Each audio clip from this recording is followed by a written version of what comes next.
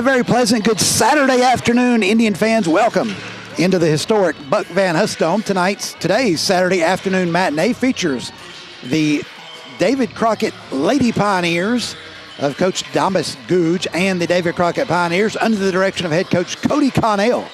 Meeting number 2 between these two schools in this season, and this one is one that was a reschedule from an earlier postponement back in earlier January. David Crockett won the girls match in Jonesboro several weeks ago. Dobyns-Bennett took the boys game as well. So we've got an exciting Saturday afternoon of basketball. You've already heard a lot of basketball here on ESPN Tri-Cities. Congratulations to my Tennessee Volunteers who went on the road and stomped the Oklahoma Sooners 70-52 earlier today here on the network. And now we turn our attention back to high school hoops. Dobyns-Bennett and David Crockett. Lots to get to here on the Coach Bill Francis pregame reports. We'll do that next in 2 minutes. This is Dobyns-Bennett Indian and Lady Indian basketball on ESPN Tri-Cities, as well as the Dobyns-Bennett Athletics YouTube page. We're back in 2 minutes.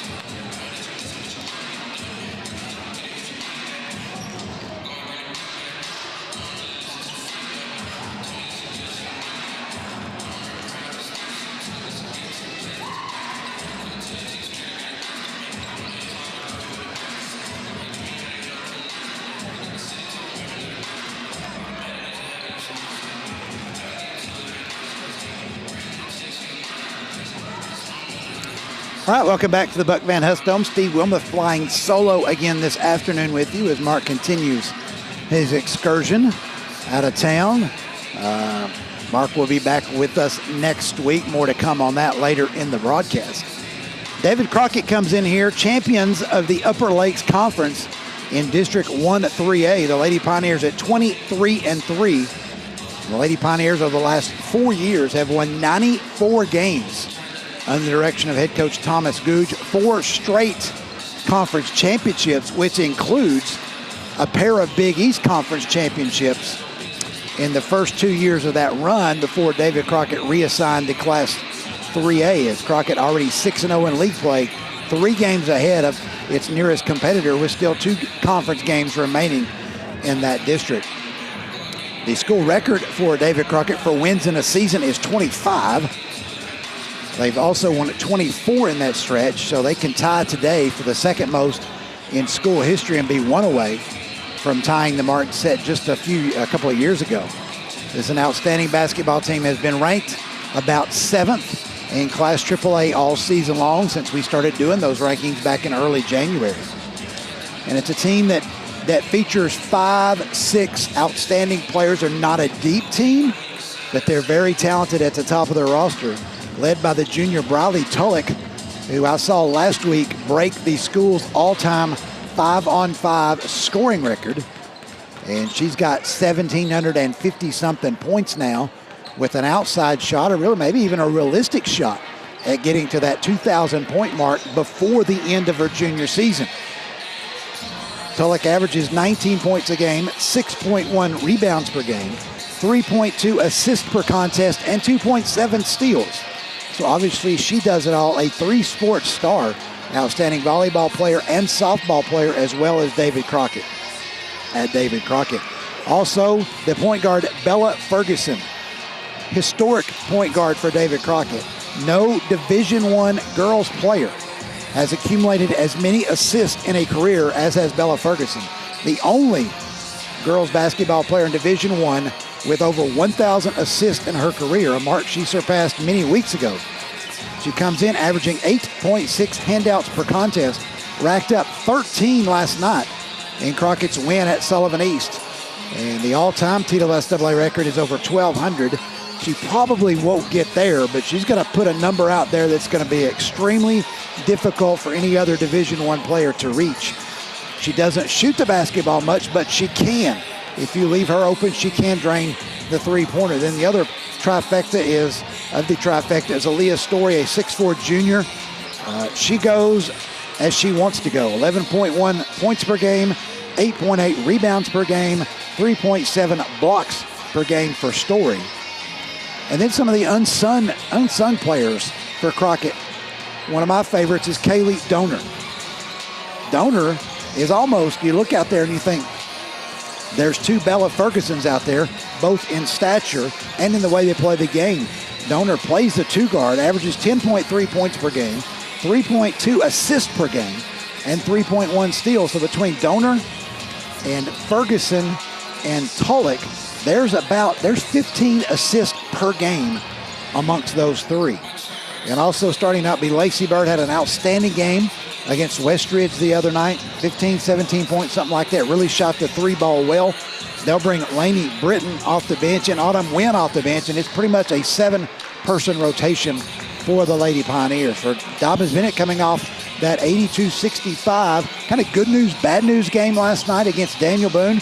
Good news in the sense that the Lady Indians put up a season-high 65 points offensively, minus point guard Aslan Brown. But then Boone did the same, as Boone scored its season-best 82 points in a dazzling display of three-point shooting and execution on the offensive end by the Lady Blazers. Dobyns-Bennett saw Sally McReynolds move back to the three position last night and put up 17 points despite foul trouble, as without the point guard Brown, Carly Craddock took over largely at point guard, put up 11 points, 7 rebounds, 7 assists while guarding the outstanding guard for Daniel Boone, Andrea Flores. And that put Ariana Thomas at the two guard, some as well. They kind of switched back and forth playing the point. McReynolds at the three. Relaford kind of played the four, if you will, put up 10 points, 7 rebounds. And Samara Horton, her first career start, didn't score a lot, but had 7 rebounds in the basketball game for Dobyns-Bennett. I really like Sally at the three. At about 5'7", 5'8", a little bit undersized at times, playing at the four, but also for Sally coming back after a workload last night that was diminished somewhat by the foul trouble with her injury situation, the nagging injury she suffered. How will she come back to back against these talented Lady Pioneers? Lady Indians have had a week off, so hopefully that helps in that regard. Both teams now completing their pregame drills and reporting to their respective benches here at the Buck Van Huss Dome. And we're going to have the introduction of the starting lineups before the tip here. Dobyns-Bennett, under the direction of head coach Bill Francis, comes in at 7 and 15 overall. And we mentioned David Crockett at 23 and 3. First of all, for David Crockett Lady Pioneers, starting at guard, Kaylee Donor, D-O-N-E-R. Starting at points will be the senior, Bella Ferguson, the only senior in the starting lineup, by the way. Then comes Briley Tulloch, the outstanding junior, plays the 3 spot. Aaliyah Story, and at 6'4", she is an athletic 6'4", state high jump champion, I believe, all-state basketball player last year. She can really get up and down the floor. A lot of times you're used to going against 6'4" players, and you think if you're by them, you might have an avenue to the rim, but she is quick enough to track you down and do the chase down blocks, and she had a number of those against Dobyns-Bennett in the first meeting. Starting for Dobyns-Bennett is Ariana Thomas. the junior, also starting at junior guard Carly Craddock. 5'10" senior Jadea Relaford. Then comes the sophomore forward, Zamira Horton, and the sophomore small forward, if you will, the 3 spot, Sally McReynolds.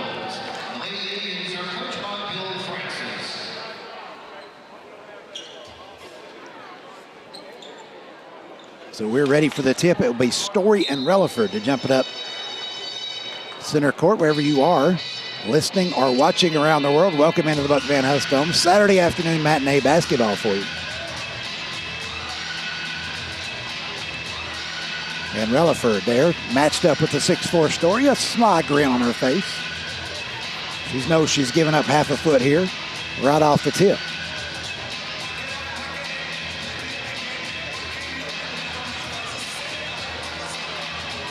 And we're ready to go. Outstanding group of officials here with us today. And here we go. We're set for action. Tip and easily controlled by Story. Ferguson will take it in backcourt.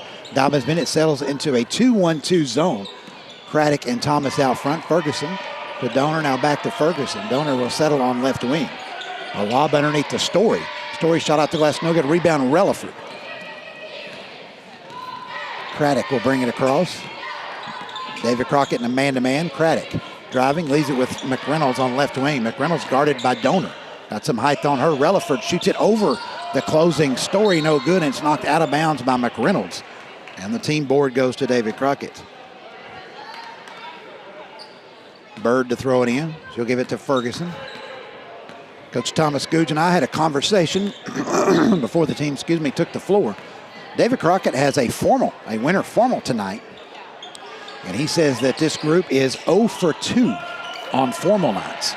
There's Bird over to Donor, and Donor drains the 3. That'll be something to watch because this Crockett team can shoot the basketball against the zone. Thomas gives it to Craddock.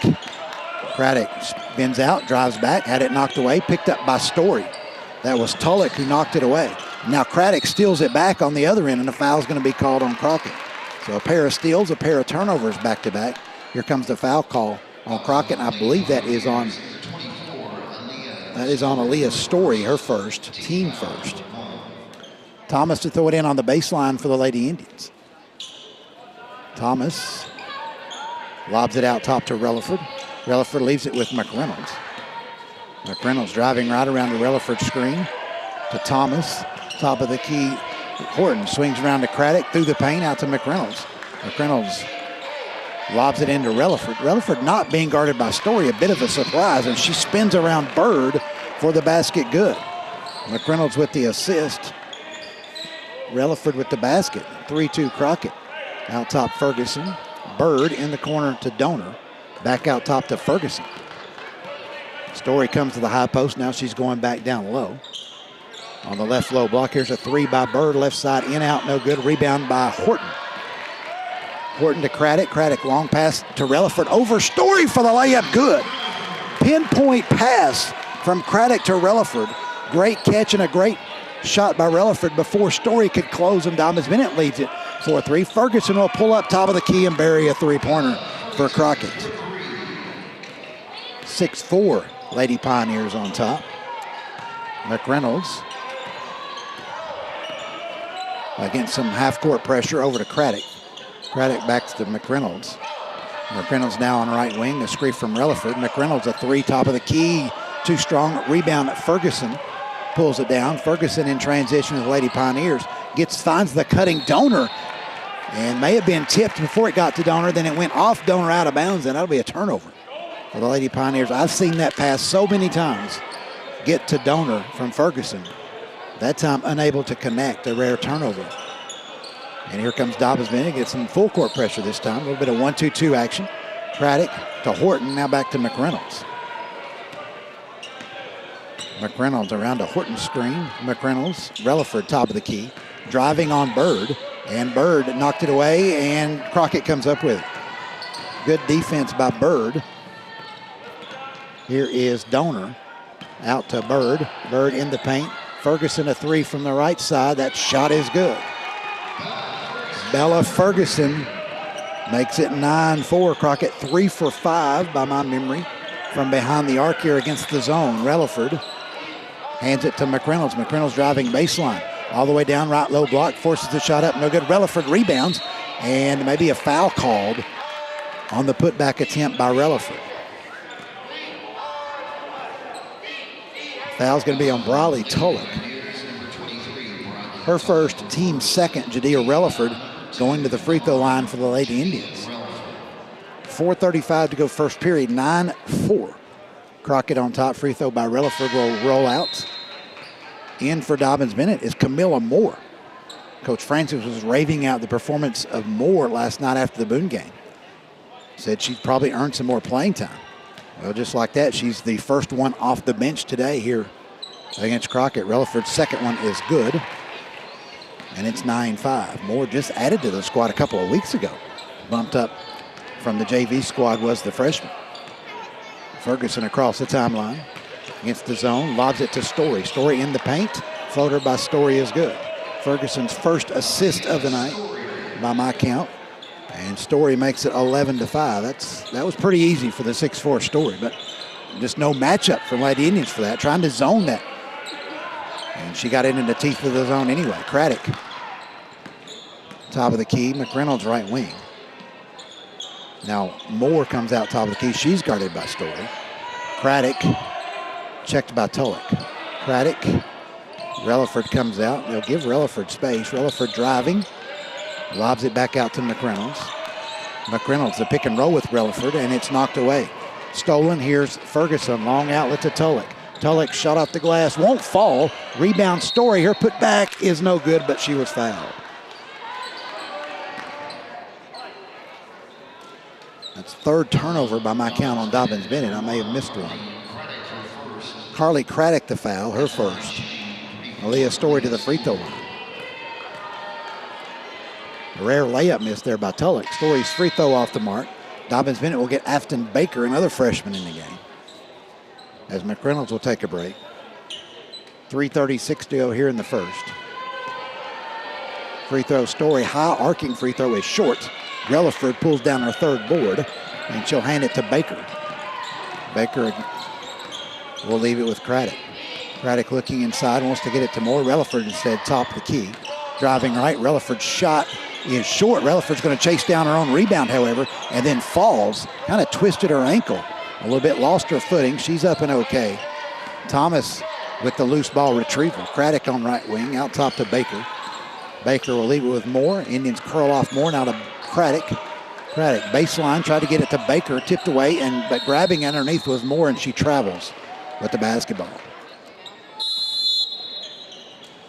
Another substitution for Dobyns-Bennett. Horton returns, and out will go Relaford. Relaford with 5 points, 4 boards here in the early going. 3:02 to go first period. Crockett on top, 11-5. Ferguson will bring it up. Indians settle back in the 2-3. Right wing to Donor. Top of the key, Tulloch. Over to Ferguson. Here's Tulloch over a double screen on the right side for a three is no good. Here's Donor chasing down a rebound. Donor to Ferguson. To Donor. Donor a three from the left wing. That one is short, and it's tipped by Dobyns-Bennett as the Indians had the rebound and coming over the back to foul.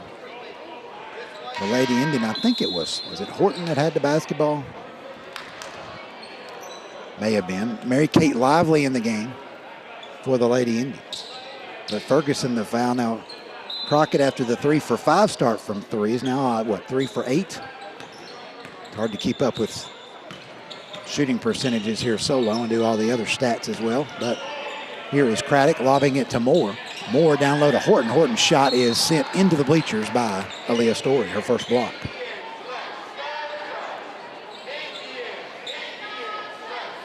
Lady Indians to inbound. Lively to do the honors. Lively had it knocked away by Ferguson, and then Lively touched it back out of bounds, and that's a turnover. Number 5 on the Lady Indians. Last night, Indians turned it over 20 times against Daniel Boone. On pace for that again here. Less than 6 minutes in against these Lady Pioneers. Ferguson out top. Ferguson surveying the zone. Coach Googe instructing Tulloch to go the left low block. Lainey Britton is in the game for Crockett, missed her entrance. Britton on left wing. They cross the zone. Ferguson lobs it to Story. Right low block, spinning on Horton, hits the side of the backboard with the shot. Baker the rebound. Horton did a good job physical defense. Baker down to Moore. Moore a great catch underneath, but too far to shoot. They'll swing it all the way back around Lively. Here's Baker, 15-footer left extended baseline. Good by Afton Baker. Give the assist to Lively. And Baker the field goal, and it's 11-7 in favor of Crockett.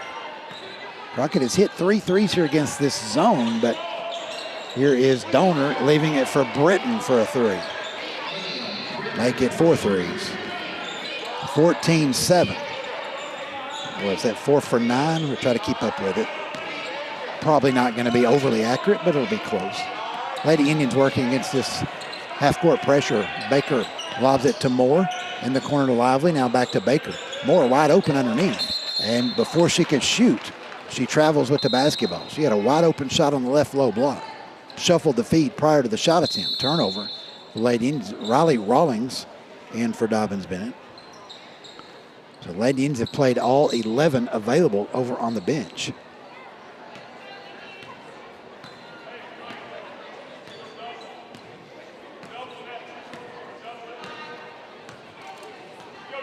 Ferguson walks it across for the Lady Pioneers. Under a minute to go here in the first period. Donor now has it on right wing. Back to Ferguson out top. Ferguson to Donor. Britton on left wing. Rips it in the corner. Tried to. McReynolds over to intercept it. But then intercepted right back by Britton. And she drives and the shot off the glass no good. So back-to-back turnovers.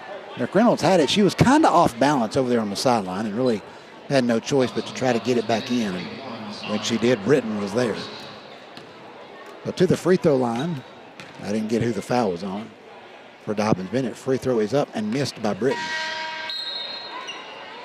Relaford returning. Horton will go out for Dobyns-Bennett.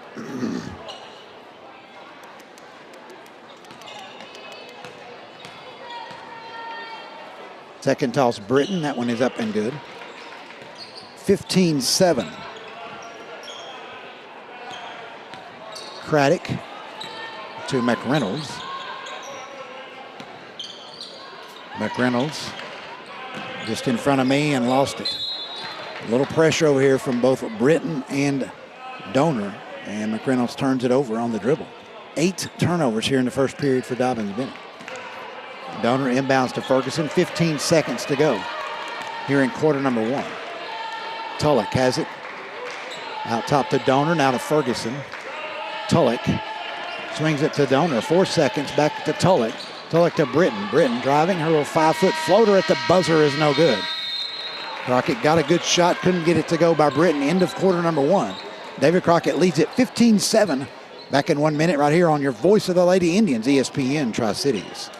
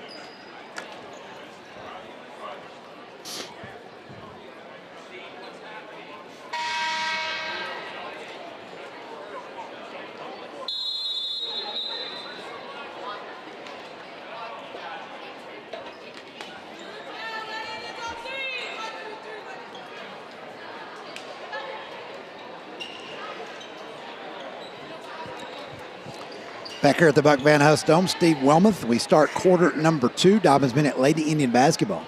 Rawlings, Thomas, McReynolds, Relaford, and Lively for the Tribe. And it is Donor, Britton, Tulloch, Autumn Wynn in the game for the first time, along with Ferguson. And now Crockett's in a bit of a 2-3 zone as well. McReynolds from the left wing. All the way across court to Lively. Likewise back to McReynolds. Thomas, top of the key. Lively with it. Lively loops it back to McReynolds. McReynolds back to Thomas. Now Relaford at the free throw line. Kicks it over to McReynolds for a three. Left wing is going to be off the mark. She kind of was sliding to her left. And Tulloch with the rebound is tied up by Lively, but it will stay with the Lady Pioneers.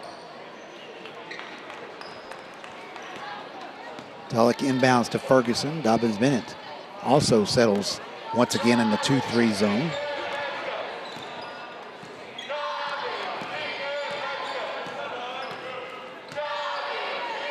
Donor, Tulloch, lobs it down low to Wynn. Wynn back out to Britton. Donor in the right corner to Ferguson. Ferguson driving in the paint. Ferguson lobs it in the corner to Tulloch. And a whistle sounds, and we got a 3-second violation call on Crockett. Turnover at Lady Pioneers, their fourth of the contest. 2-2-1 full court pressure now by the Lady Pioneers.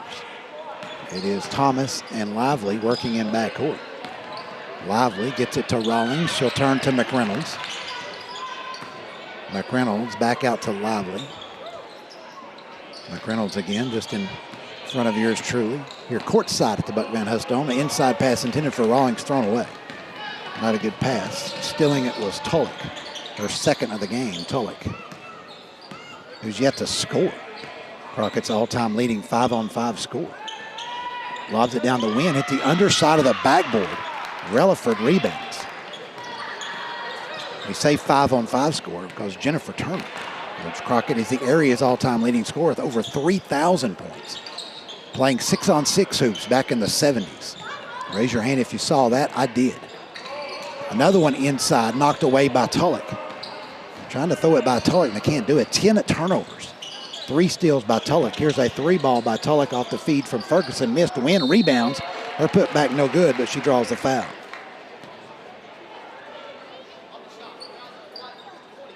So Autumn Wynn goes to the free throw line. Foul is on Relaford, her first, team first of the second period.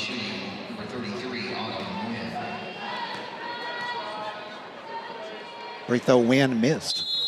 We played 2 minutes here in the second quarter. Still nobody has put points on the board. Crockett still leads 15-7. Story back for Crockett. Lady Indians got some subs as well. I think Craddock returned. Free throw missed. Horton rebounds for Dobyns-Bennett. Horton over to Craddock. Craddock lobs it ahead to Thomas. Thomas down the left sideline, tracked by Story all the way through and lost it out of bounds. Turnover number 11 on the Lady Indians. And we still got 5:41 to go here in the first half. Wynn relieved by Bird.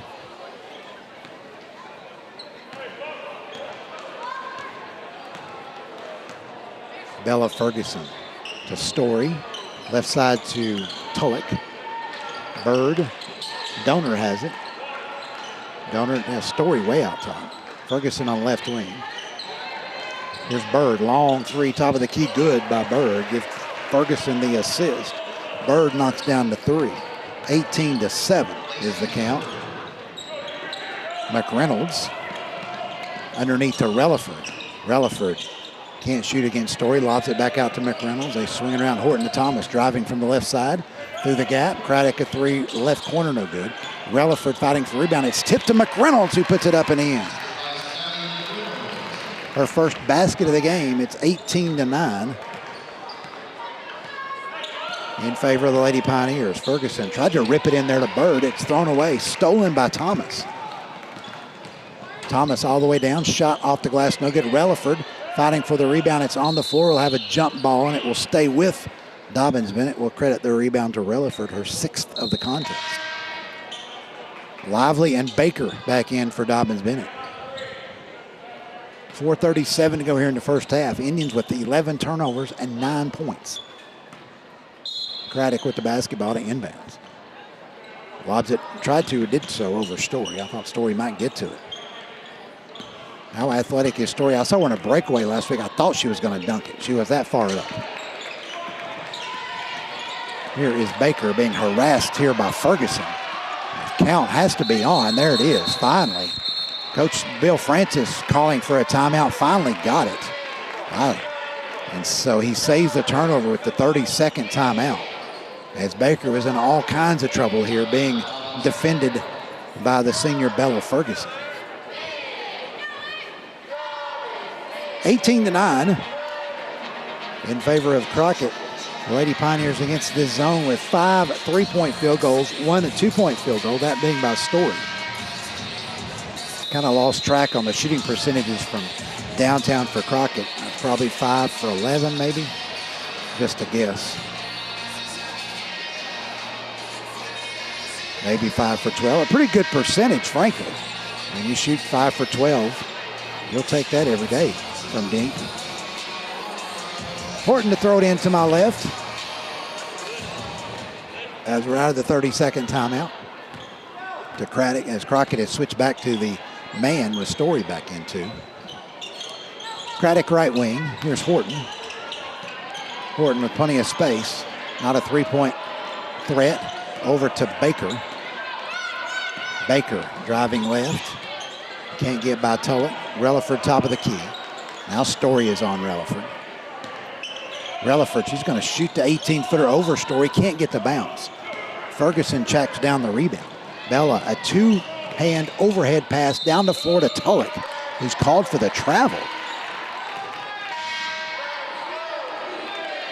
That just looked like a Euro step to me. Tulloch called for the travel. Coach Googe wanting an explanation over there. Whatever he got, he's not buying. Not sure I am either. Lively, top of the key to Baker. Horton hands it back to Lively. Lively, one dribble, now in trouble. Gets it to Craddock. Craddock. Here's Baker.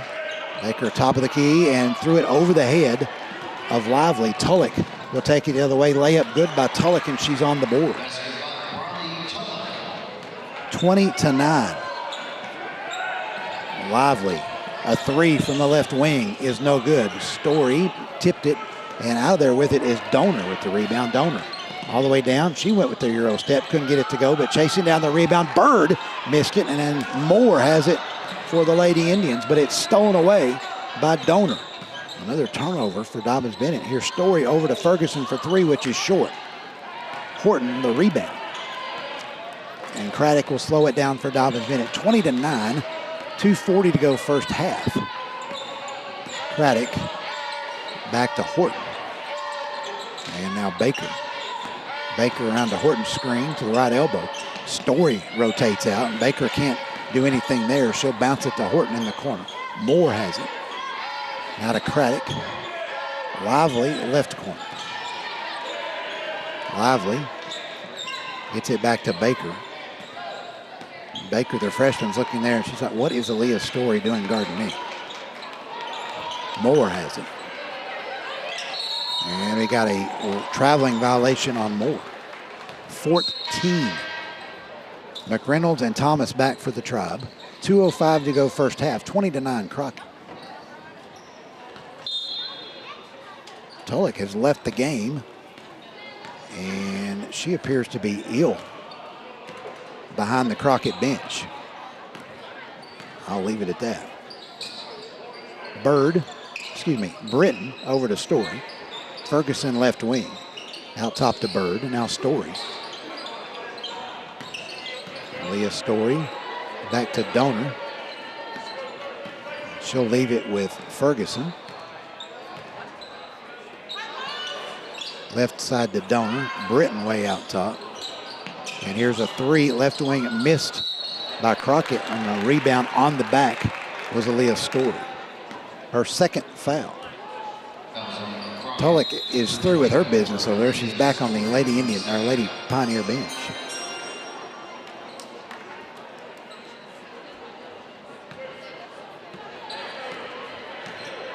Indians with the basketball.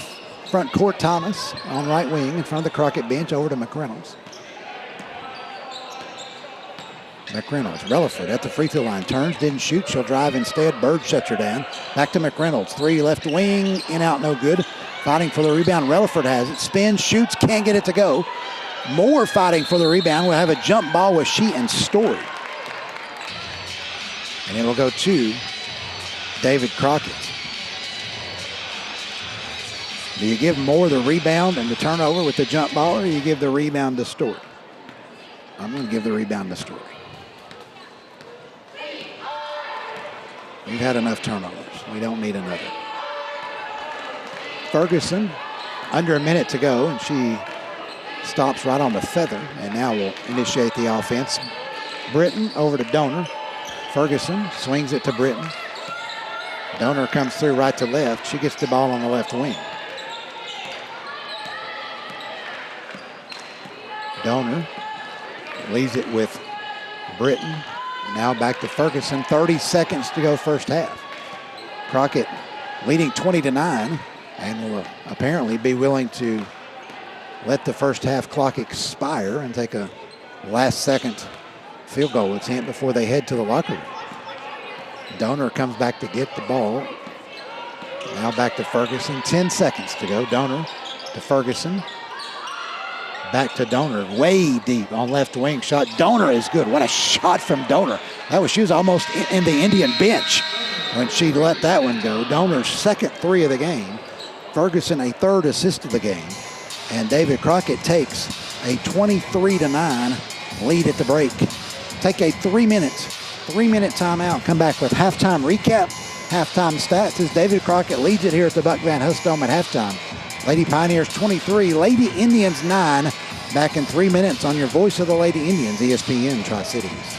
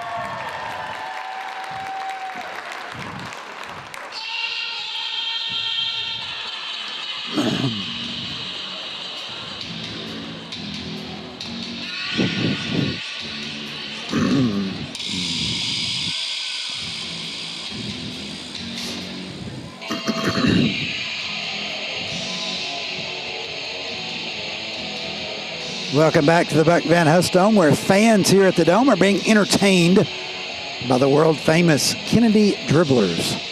You've seen them many times over the years. A group of about 25 youngsters on the floor with the old ABA red, white, and blue basketball. Probably aged myself right there with the ABA reference. But nonetheless, Dobyns-Bennett here at halftime, trailing David Crockett 23-9. Lady Indians have played a 2-3 zone, a tight 2-3 zone throughout the first half. I think it's the right call. This Crockett team, very talented at the guard position. You try to play full court, give some full court pressure with Donor and Ferguson and their pinpoint passing. Tulloch as well. You've always got the relief valve down there with Story. And then if you play half court man against the Lady Pioneers, very efficient. I think defensively, if you look up at the scoreboard, you see Crockett's got 23 points at halftime. You got to be very, very pleased with that.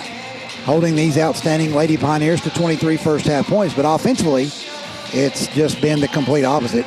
Dobyns-Bennett unable to do anything at all on the offensive end. 9 points, 4 field goals, and 14 turnovers. That's not the famous recipe for success. Dobyns-Bennett led it once in the first half, 4-3. As Jadea Relaford scored the first 2 field goals for Dobyns-Bennett. Then it was back-to-back threes by Ferguson and by Donor to make it 9-4. It was 15-7 after one, and after being outscored 15-7 in the first, Crockett outscores Dobyns-Bennett 8-2, an offensively challenged second quarter, 8-2. So again, the zone defense, ladies, has done what it wanted to do in slowing down these David Crockett Lady Pioneers. Let's look at some individual numbers for both sides. First of all, for Crockett, led in scoring by Kaylee Donor and Bella Ferguson, both of whom hit a pair of three-pointers for 6 points. Lainey Britton with 4, a three-pointer, 1 out of 2 at the free throw line. Lacey Bird, a three-pointer for 3 points. Riley Tulloch and Autumn Story have the only two-point field goals in the first 2 periods for Crockett with 2 points each. Autumn Wynn played and did not score for the Lady Pioneers. For Dobyns-Bennett, only 3 players in the book and only one with more than 2. That being Relaford with 2 field goals, 1 for 2 at the free throw line, 5 points all in the first period. Afton Baker with the bucket in the first period, and Sally McReynolds scored the only 2 points of the second period for Dobyns-Bennett, that coming on the offensive putback. And so McReynolds with 2 on the board. Jadea Relaford does have 7 rebounds for Dobyns-Bennett, 4 by Horton, as Dobyns-Bennett has 14 rebounds overall. Crockett, 10 rebounds overall, 2 for Donor, 2 for Ferguson, 2 for Story. Assists, Dobyns-Bennett with 3, Craddock, Lively, and McReynolds all with 1 apiece. For Crockett, the Lady Pioneers with 6 assists, 3 by Ferguson, 2 by Bird, and 1 by Donor. Tulloch has 3 steals for the Lady Pioneers. Donor with 1, Bird with 1, and of course Story with 1 block. A steal each for McReynolds, Craddock, and Thomas. For the Indians, we mentioned the turnover count. Lady Indians 14-6. By my count, only 1 player in the basketball game with 2 fouls, that being Aaliyah Story. Crockett is out of its dressing room, waiting for the Kennedy Dribblers to complete their halftime entertainment. We will step aside on radio for a 2-minute timeout. Come back with second half action. David Crockett 23, Dobyns-Bennett 9 here at halftime. Back in 2 minutes on your voice of the Lady Indians, ESPN Tri-Cities.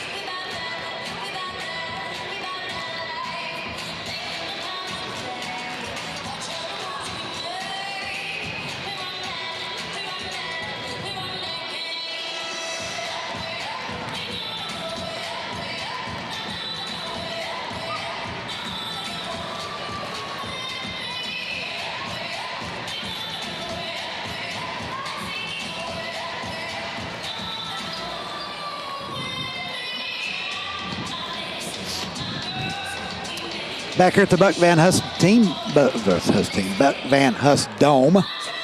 Both teams out of the locker room getting ready for second half action. With Lady Pioneers leading 23-9. We mentioned during that first half that Tulloch left the basketball game. Appeared to be ill behind the bench. She is back out on the floor, so we'll see if she's a go here in the second half. Crockett only played, as we mentioned in the pregame, a relatively short bench. 7 players in that first half. Limited minutes still for Wynn.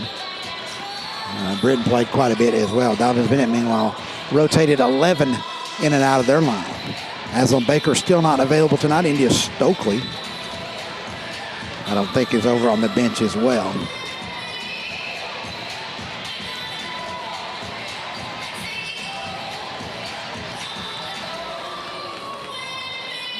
So we'll see how it goes. I believe it's Dobyns-Bennett basketball to start the second half. Boys action to follow here this Saturday afternoon. Folks continuing to file in here. Buck Van Huss Dome, not quite as many as we're here, a week and a half ago against Gate City in the grand reopening. What a night that was, but still, for a Saturday afternoon, I've been to a lot of high school basketball games on a Saturday afternoon. It's a tough draw. There's so much going on, especially this week in a day like today where it's so warm. That folks that have kind of been pent up over the winter have had a chance to get out for the first time in a while. So enjoy that, but still get here to the Buck Van Huss Dome, support these 2 great basketball programs. As we get ready for the start of half number 2, Indians got to find some offense. Only 9 points and 4 field goals in that first half. First priority is, of course, taking care of the basketball. You can't score if you turn it over. So we see how it goes. Do give credit, though, to Crockett. I mean, their defense is really good. They're quick. They're long on the backside. So it's not an easy ask to score against this veteran Crockett club. And I say veteran, they've been playing together a long time. Several members of this club won a state middle school championship at Grandview. And still, Ferguson being the only senior in the starting lineup. They'll bring out that starting lineup. Ferguson, Donor, Tulloch back in there. Story and Lacey Bird. Dobyns-Bennett yet to take the floor. And now they will. And they're bringing out Thomas, Craddock. We'll look around the officials. Horton, McReynolds, and Jadea Relaford. Same starting 5 for both groups. Dobyns-Bennett basketball. We're underway in quarter number 3. Crockett back man as we start this third period. Craddock with the basketball. Over to McReynolds. McReynolds looking inside. Relaford being guarded by Story.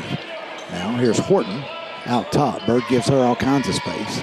You see Horton drain a 3 right there, wouldn't you? McReynolds around the screen, pulls up from 15 feet, and Story just blocks it and then controls it. Yeah, Sally, you do not see that every time around the screen. No doubt about it. Here is Ferguson. Nobody's going to pick her up. She'll go to the top of the key and bank home a 3-pointer and put the hand over the mouth. It's like, oh, wow. 26-9. Bella's third 3 of the game. 3 threes, 3 assists for Ferguson. Craddock against this zone half-court pressure. Over to Craddock.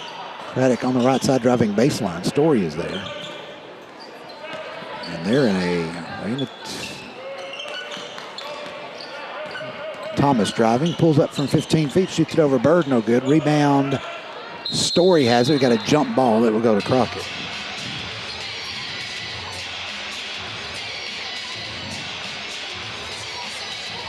One of the toughest shots in basketball for Ferguson as you're bringing the ball down the court and nobody picks up and you just kind of come to a stop at the top of the key. And kind of some of that momentum carried her forward. She banked home the 3-pointer, but it was online. Mark talks about that all the time, the 3 being online. If it's not online, you don't get that off the glass. Tulloch to Story. Dobyns-Bennett still on the 2-3. Ferguson to Story. Turnaround 15-footer is going to be off the glass. That time it won't go. Craddock to rebound for the Tribe. Craddock in transition. Down it goes to Relaford. Relaford moves. Floater in the lane, no good. Tulloch rebounds for Crockett. Tulloch driving back out to Bird for a three. Left side, no good. Rebound, Story out jumps everybody. Back out for a three-pointer is good, and that one did not bank in from Donor. Donor the three, and it's 29-9. Of course, we mentioned Tulloch apparently ill over the bench. We're back at the Dome where the court is long. There's an offensive foul called on Horton and a turnover on Dobyns-Bennett. We talk about it all the time, the length of the floor. And Crockett coming off its game at East last night. First time playing on a floor of this length. It takes its toll. You know, Crockett doesn't play that many players. Dobyns-Bennett now with the 32nd timeout, trailing 29-9. It's been a long time since the Lady Indians have scored. It was very early in the second period when McReynolds scored to make it 18-9. So Crockett now on an 11-0 run. And we've got to have played 8 minutes since Dobyns-Bennett has scored the ball. Crockett made 4 threes in the first quarter, 2 in the second, 2 more thus far here in the third, 8 in the basketball game against this 2-3 Lady Indian zone. But still 29 points. I mean, defensively, just from a point total, that's about all you can ask for against this Crockett team. Here comes Ferguson across the timeline, and Craddock will pick her up as Lady Indians have switched man. So down 20, or have they? Let's see. Yes, they have switched out of the zone, now playing man. Story, check the matchup for you as Craddock chases Ferguson. Ferguson out to Tulloch for a three. Off the screen, shot in, out, no good. Story rebounds. Her putback is good as it rolled in. Story now with 4 and 5 rebounds. And it's 31-9. Craddock, Horton, Thomas. Around the Horton screen, Thomas. Change of pace, driving, underneath shot. Might have taken the extra step to get back around Tulloch, but nonetheless, got the layup to go, and finally, Dobyns-Bennett scores 31-11 with under 5 minutes to go here in the third. And Lady Indians now back in the zone, it looks like. Or are they? Yep, back in the zone, I think. Here's Tulloch. She might have walked. Driving all the way through, in the lane, no good, a foul call. Tulloch's only scored 2 points today on a 19-point average. Fouls on Horton, her third. Here's Tulloch. Free throw, Tulloch, back iron, no good. Moore and Baker back for Dobyns-Bennett. Horton and McReynolds take a seat.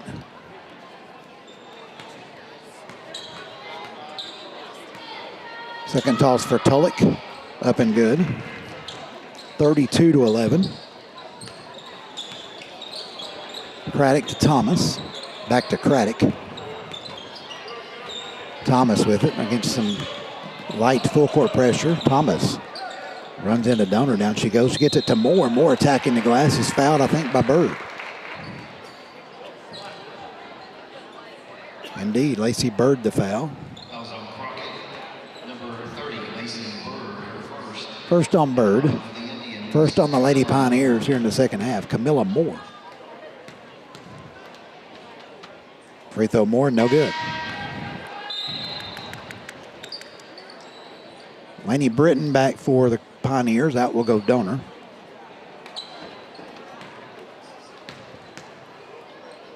Moore coming with the second toss. That one is good. And it's 32-12. Ferguson. Well, Indians definitely back into 2-3. Indians went man on one possession. And now Ferguson. I don't think she likes the zone. I think she wants to play against the man. Britton on right side. Bird out to Tulloch for a three. He's going to be short. Rebound. Bird had it momentarily, but then Thomas off the deflection. Thomas going the other way. Didn't have the number she liked, so she backs it back out. Around the Moore screen. Down to Moore. Moore fouled by Ferguson on the shot attempt. Second on Bella. And back to the free throw line will go Camilla Moore.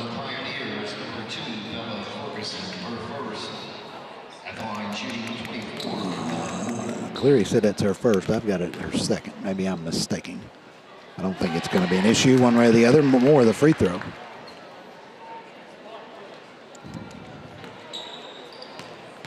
.345 to go here in the third period. Moore's second one in, out, no good. Rebound, Story has another. 32-13. The count. Story will bring it across herself. Over to Britton. Back out top to Ferguson. Ferguson looks at the 2-3 zone again. Berg will come out top. Britton lobs it down low to Story. Story spinning on Relaford. Can't get the roll. Rebound by Moore. Moore to Craddock. Craddock to Thomas. Thomas can't get away from Britton. And now she'll just fire a three. Shot good by Thomas. He's got 5 in the quarter. 32-16.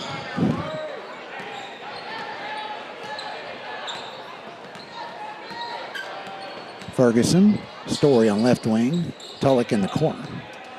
Tulloch lobs it back out top to Ferguson. Britton in the corner to Story. 17-footer for right baseline. No good. Rebound Moore. Wins it for Dobyns-Bennett. Craddock in transition. Long pass. You can't throw it over Story. Story steals it. And she got it back into Britton, and Britton was fouled by Baker. First on Afton Baker.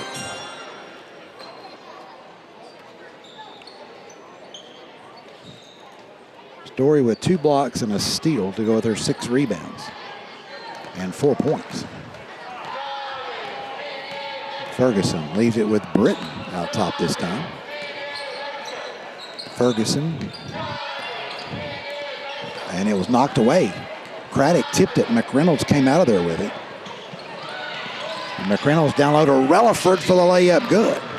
McReynolds to Relaford, and the lead down to 14, and David Crockett wants a full timeout. 60-second break here at the Dome. Back in 1 minute as you watch on the Dobyns-Bennett Athletics YouTube page and listen on your Voice of the Indians, ESPN Tri-Cities.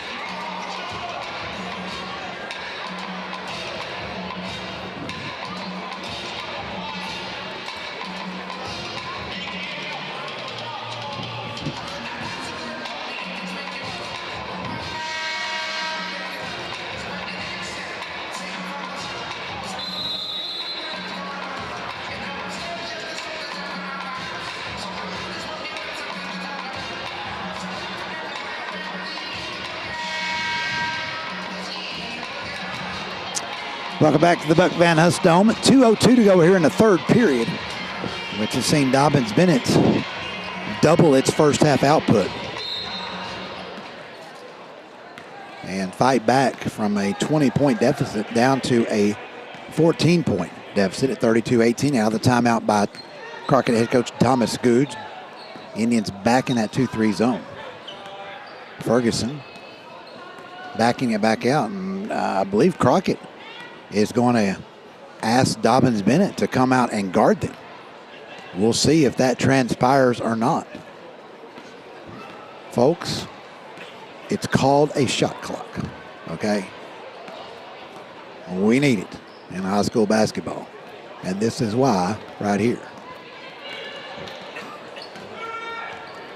As Ferguson continues to dribble, and there is absolutely no pressure being applied by Dobyns-Bennett.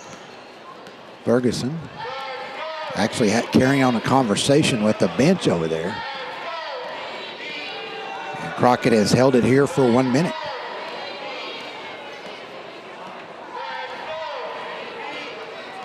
Ferguson continued to dribble the basketball.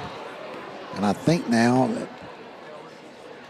Britton will come out, play a little game of catch. 48 seconds to go. Riveting action here at the Buck Van Huss Dome. And don't blame Thomas Gooch. All right. We need a shot clock. Dobyns-Bennett should be able to play his preferred type of defense. Now Ferguson will come over here. She may start talking to me in a minute. Looking up at the big scoreboard. 23 seconds to go, and now maybe they're going to do something. Britton and Ferguson out top. Britton over to Donor. And Britton, why is she going to shoot it now? Well, that's why, because she's going to bury the three. Donor the assist. Britton knocks down the three. 35-18. Craddock with it. 5 seconds to go. Craddock spinning out top. Relaford's going to have to launch the three over Story. No good. As the third quarter comes to a close. So Crockett ran off nearly the final 2 minutes and got the three ball by Britton, her second of the game. And we go to the fourth quarter with Crockett leading 35-18. Back in 60 seconds on ESPN Tri-Cities. We need a shot clock. I was on the diatribe about no shot. That's what I was.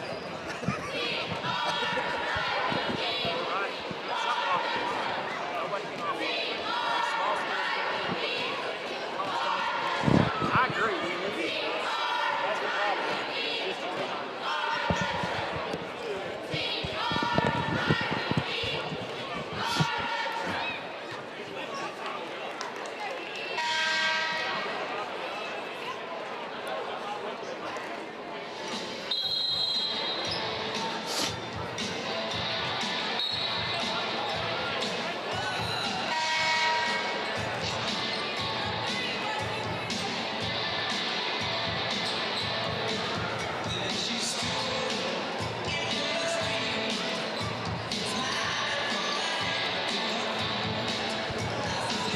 Welcome back to the Buck Van Huss Dome. Dobyns-Bennett basketball. We start quarter number 4. Moore will throw it in. She gets it to Craddock. McReynolds is back. Lively and Relaford for Lady Indians. Crockett stays with the 5 that I believe were out there. Britton, Tulloch, Story, Donor, Ferguson, and Tulloch. McReynolds on right wing. McReynolds will hand it to Relaford. Relaford matched against Story. Now back to McReynolds, driving left against Ferguson. Can't get the shot off. Back outside to Lively. Lively to McReynolds in the left corner. McReynolds will circle back out around the circle. They switch now. Donor on McReynolds. Moore driving and lost it. Maybe ticked away by Tulloch. Britton to Ferguson. Back to Britton. Pretty pass for the layup. Good. Britton with 9, Ferguson with a 4th assist. Well below her 8+ average. McReynolds fires it down low to Relaford. What a catch by Jadee on the left low block. Craddock, Lively had a 3, but Crockett's Tulloch closed. Now Relaford at the free throw line, back to Craddock. Craddock lobs it down to McReynolds, to Relaford. And now Lively rips it to McReynolds. 3 top of the key, good. By Sally McReynolds. And it's 37-21. 6.5 to go. Donovan back in the zone. Let's see if Crockett. Ferguson looking at the bench.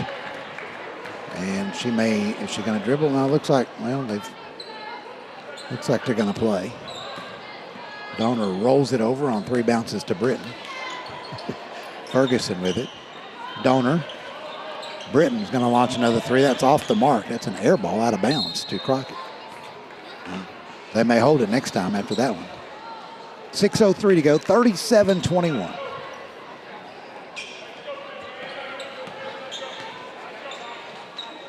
Crockett backs off its full court pressure.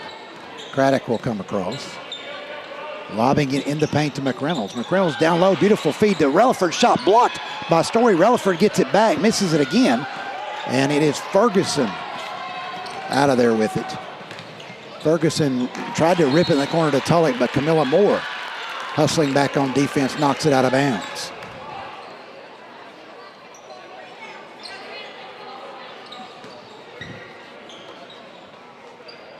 Tulloch, top of the key.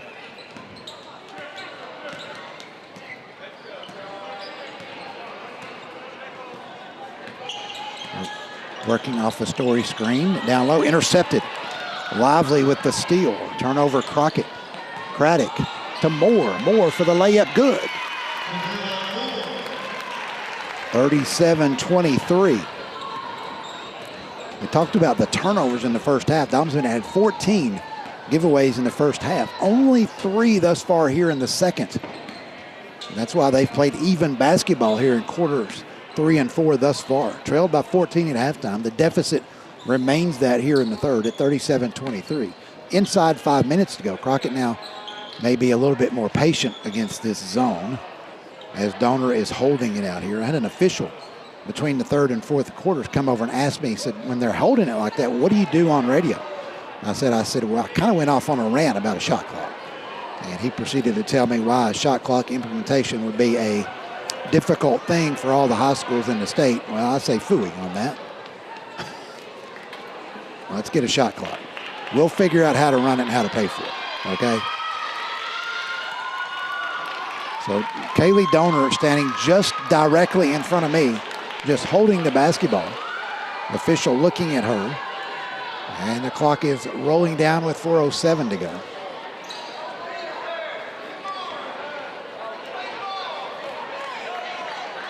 And now Craddock comes out as Bill Francis blinks as Dobyns-Bennett goes into the man-to-man defense. Britton immediately attacks and draws a foul down the left side of the lane. I mean, he really had no choice. I mean, you got to come out. You're down 14.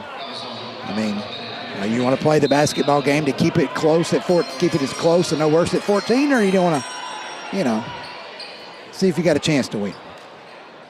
So, anyway, Tulloch out top to Ferguson. Ferguson pick and roll to Story for the layup, good. 2 Lady Indians hit the deck. Ferguson, the lob to Story. And it's 39-23. McReynolds in the paint. Relaford free throw line, driving right. Kicks it back to Craddock. Craddock had it knocked away by Britton. Saved by McReynolds. As Britton goes down, McReynolds down low for the basket to Camilla Moore. 39-25. Donor to Story in the right corner.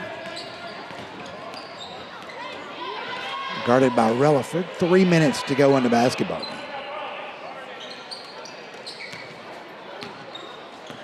Britton against Thomas. Gets it to Donor.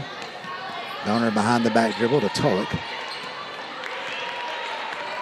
Tulloch's got only 3 in the game. She looks pale. She's obviously a bit under the weather, I believe.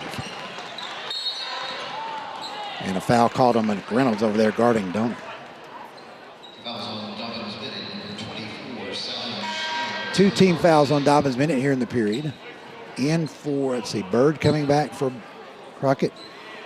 Lady Pioneers have only played 6 here. I think it's the first sub in the entire second half. Ferguson lobs it to Story, missed the shot. And a rebound taken by Thomas. Thomas to Craddock.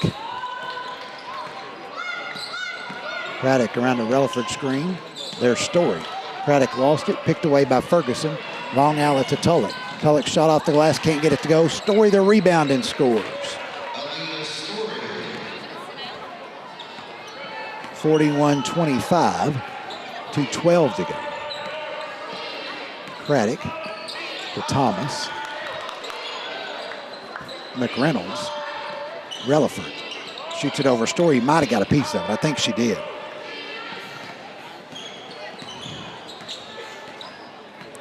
And here comes Crockett. Ferguson to Donor. Back to Ferguson, 1:45 to go. Crockett leading by 16. Donor, Tulloch. Cross court back to Tulloch for 3. That one's going to be short. Rebound, Bird, fouled by Moore.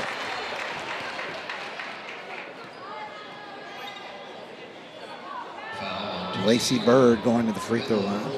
Crockett with 4 threes in the first quarter. 2 in the second, 3 in the third. It's 9 in the game. Only 5 2-point baskets. Free throw good by Lacey Bird with 4 in the game. Riley Rawlings back. Autumn Wynn back for Crockett as well. Story takes a seat. She'll go out. A little bit frustrated. She's missed some underneath that she normally makes. But still another productive day for Story, for sure, as Bird makes the second. It's now 43-25. Craddock to Rawlings. Rawlings inside to McReynolds. McReynolds tried to go backdoor, stolen away by Bird. 19 turnovers for Dobyns-Bennett. Again, much better in the second half. 14 of those came in the first. Bird to Donor, lobs it down to Wynn. Wynn back to Donor, driving left baseline back to Wynn. She'll kick it out to Tulloch, who'll fire another 3. That one off the mark. Ball tipped around. Wynn guts it. Over to Donor for 3, and it's good by Kaylee Donor. Wynn, an offensive rebound, and the assist. Donor now with 4 threes, 1 in each period. Ferguson will go out. Britton back in. Also Afton Baker back in. 49.7 seconds to go in the game. 46-25. 21-point lead, I think, is the biggest of the game for Crockett. Craddock to Thomas. Baker. Relaford back to the basket just inside the 3-point arc.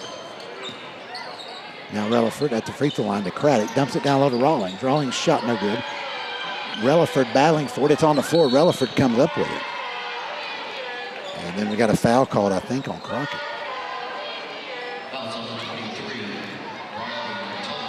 Foul on Tulloch, her second. 22.7 seconds to go. Thomas to throw it in on the baseline. And Tulloch steals it. Her 4th steal of the game, turnover number 20. Long outlet, what a pass.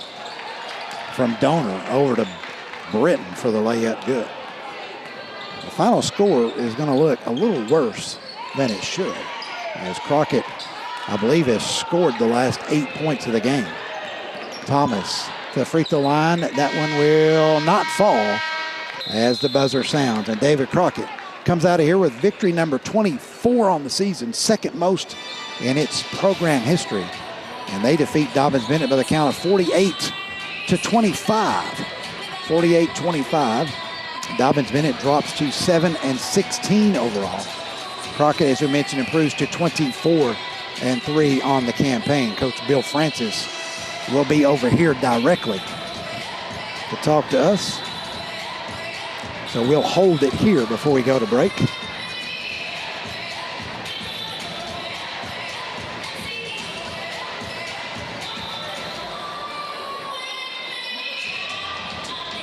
Coach having a conversation with head coach Thomas Googe of Crockett. I'm sure they're having a good laugh about the standoff.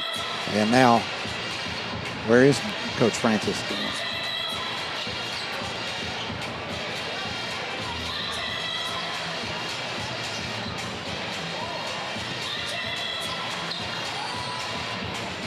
I think Coach Francis has forgot that he's supposed to come talk to yours truly.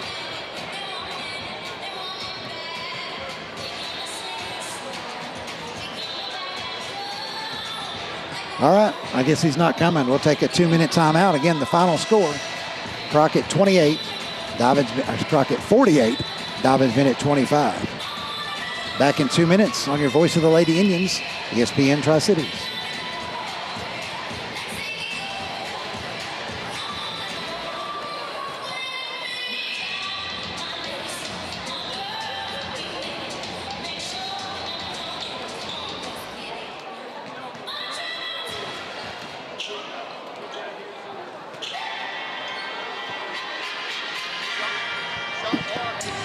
The other official asked me, so he asked me, so what'd you say during that? And I said, I went on a rant about no shot clock.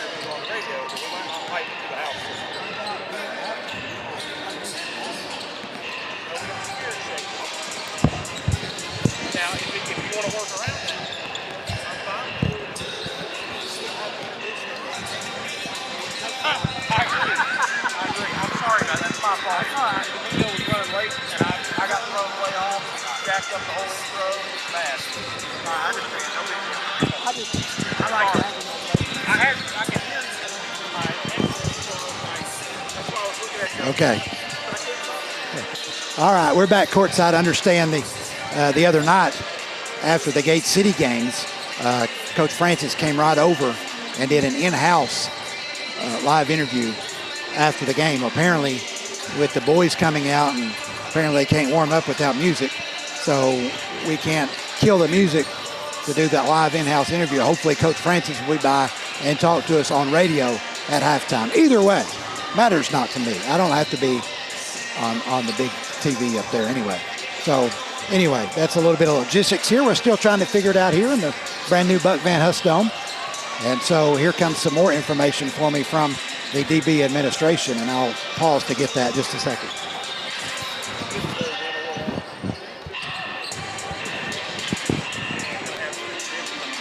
Well, you tell him to pick out who he wants.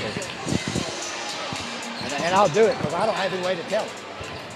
All right. Some more information coming from Coach Chris Poore. He will be here after the game. So anyway, we're back to, let's go ahead and get you the final numbers here for the girls game. Scoring, first of all, for David Crockett. Kaylee Donor, 4 threes in the basketball game and 12 points. Bella Ferguson hit 3 threes in the basketball game to score 9. Lainey Britton, 2 twos, 2 threes, 1 for 2 at the free throw line. That's 11 points for Britton. Briley Tulloch, not a typically Briley Tulloch game. Again, I'd like to know if she was a bit under the weather, scoring only 3. Aaliyah Story, 4 field goals for her 8 points. Lacey Bird, a 3, 2 for 2 from the free throw line for 5 points.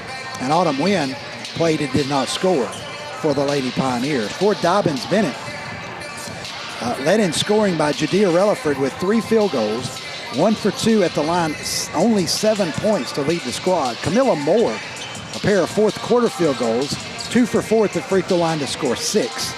Ariana Thomas scored her 5 points, 1 inside the arc, 1 outside in the third period. Sally McReynolds, 1 from inside and outside the arc as well for 5. And that was it. Nope, excuse me. Afton Baker scored a first quarter field goal for 2 points for the lady. Playing and not scoring, Carly Craddock, Mary Kate Lively, Zamira Horton, and Riley Rawlings. On the boards, Jadea Relaford had 8 for Dobyns-Bennett, 4 for Zamaya Horton, 3 for Moore, 21 rebounds total for Dobyns-Bennett. For David Crockett, Aaliyah Story with 7 rebounds. Bella Ferguson had 3. Lacey Bird had 3. Autumn Wynn 2. Kaylee Donor 2. 2 for Tulloch. Let's add all those up. 7, 14, 19, 20 for Crockett. 20 rebounds for Crockett. Assist-wise, Bella Ferguson had 5. Donor had 3. Lacey Bird 2. For Dobyns-Bennett on the assist, Mary Kate Lively had 2. Sally McReynolds had 3. And Craddock 1. Thomas and Craddock with a steal. McReynolds with 2 steals. Briley Tulloch had 4 thefts for Crockett. 1 for Donor, 1 for Story, 1 for Bird, and Story also blocked 4 shots in the basketball game. Crockett turned it over just 8 times, while Dobyns-Bennett went 20 turnovers in this one for a second straight day, but really only 6 in that second half, and Dobyns-Bennett had played even at 39-25, I think it was, yes. And, then kind of had to come out of that zone, forced out of the zone by the stalling tactics of the Lady Pioneers. And so Lady Pioneers scored the final 10 points of the game to take the margin from 14 to 24. That'll do it for Lady Indian basketball. They're back in action on Monday right here at the Buck Van Huss Dome. I think the tip-off is 6:30 on Monday against the Lady Rebels. And then next Friday, Westridge is here as well. And a week from Tuesday, Greenville. Oh, actually next Saturday, the Lady Indians have a makeup game against Elizabetta, which beat Tennessee High by 20 last night over in Treadway Gymnasium. So Lady Cyclones of Coach Lucas Andrews getting much better as the season progresses. So lots of exciting action for Lady Pioneers coming up here at the Buck Van Huss Dome. 2-minute timeout. We'll reset and get you ready for boys action. Dobyns-Bennett and David Crockett coming up next in 2 minutes on your Voice of the Indians, ESPN Tri-Cities.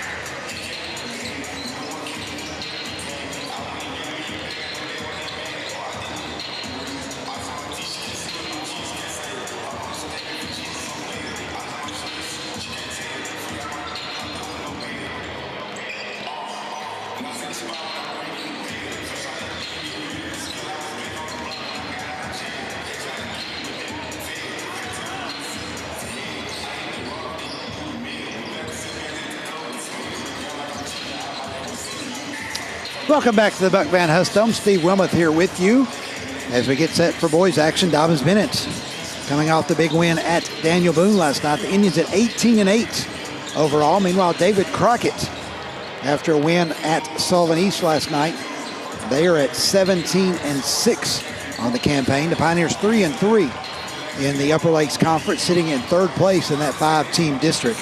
Dobyns-Bennett, of course, now in 2nd place all by itself in the Big East Conference with 1 game to go. And really doesn't, frankly, just be real honest about it, doesn't really matter because the seeds are set. It will be Science Hill 1, Dobyns-Bennett and/or Westridge 2 and 3, and Boone 4. And so Indians will play Westridge in the first round of the district tournament, either as the 2 or the 3 seed. It matters not. Anyway, this non-conference action here, a rematch of a game earlier in the year that saw Dobyns-Bennett defeat Crockett 59-49 down in Jonesboro. Indians got 19 points from TJ Maxwell in that game, 12 from Jeremiah Jones, who continues to be out with that back ailment, 9 for Elijah Thomas, 8 for Hayworth. And for Crockett, they were led in scoring by Nolan Street, who had 14, 12 in the first half, 13 for Reagan Cash, 7 each for Stephen Hensley and Cameron Googe. Last night, Crockett winning at East, and it was Bradley Googe who scored the 1,000th point of his high school career. Googe comes in averaging 14 points a game, 8 rebounds a game, and 4 assists a game. Reagan Cash, the outstanding 6'6" senior, leads Crockett in scoring with 15 points per game, leads in rebounding at 10 even rebounds per game, and in blocks with 3 a game. Then there's Stephen Hensley, averaging 13 a game with 6 rebounds and 3 assists as well. So the trifecta there of Hensley, Googe, and Cash averaging 42 per contest for David Crockett. Last time that we faced the Pioneers, they played without point guard Brody McGuire, who was out with an ankle injury. He is back and very much the director of this Crockett offense. Nolan Street, an outstanding three-point shooter. He made 9 threes in a game earlier this year, so you've got to contend with that as well. Caleb Eves will come in. Colton Mullis, a big guy, a young guy who's played more and more minutes as the season has progressed. Saw Crockett earlier this week against Westridge, and he played a lot early, did Mullis, not so much late. And so Crockett, much like the Lady Pioneers, not a deep team. And so Dobyns-Bennett, as you know, will run a lot of players in and out. Crockett having played last night here on this big floor today. We'll see how it pans out for the Pioneers. Of course, Dobyns-Bennett also played last night as well.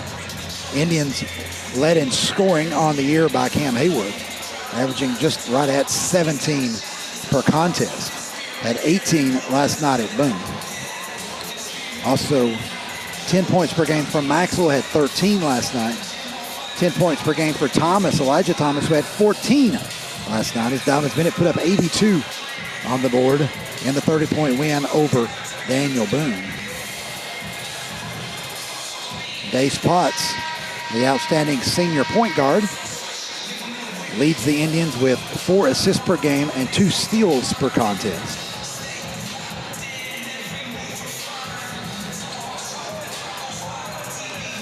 Henry Hill had 9 last night for the Indians. Zayden Hayes, 9, Webb 8. Pretty balanced scoring attack. Hayward scored a bunch early. Well, actually had 9 in the first half, 9 in the third quarter, finishing with 18.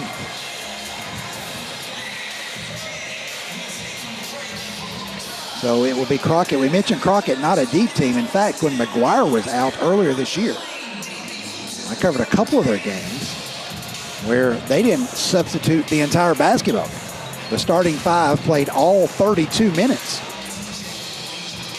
And so with McGuire back and Mullis getting a few minutes, the rotation is much more than it was, but it wasn't any rotation to begin with.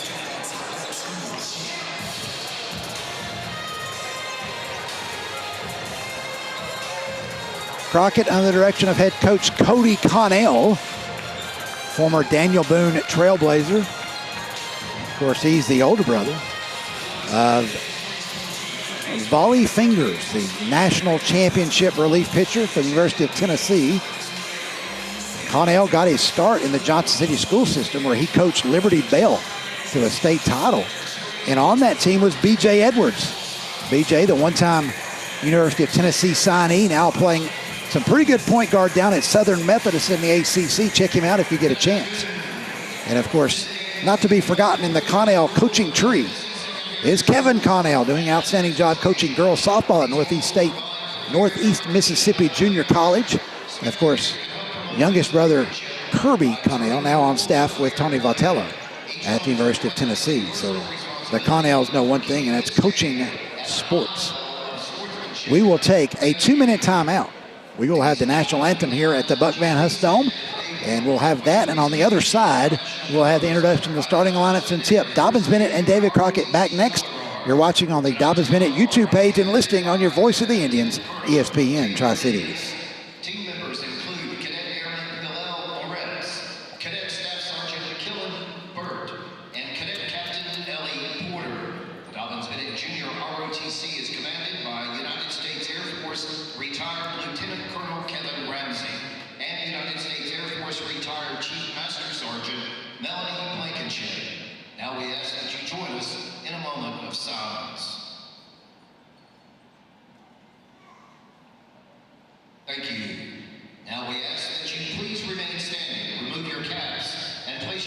over your heart. Veterans, you're encouraged to render a hand salute in honor of America as we play our national anthem.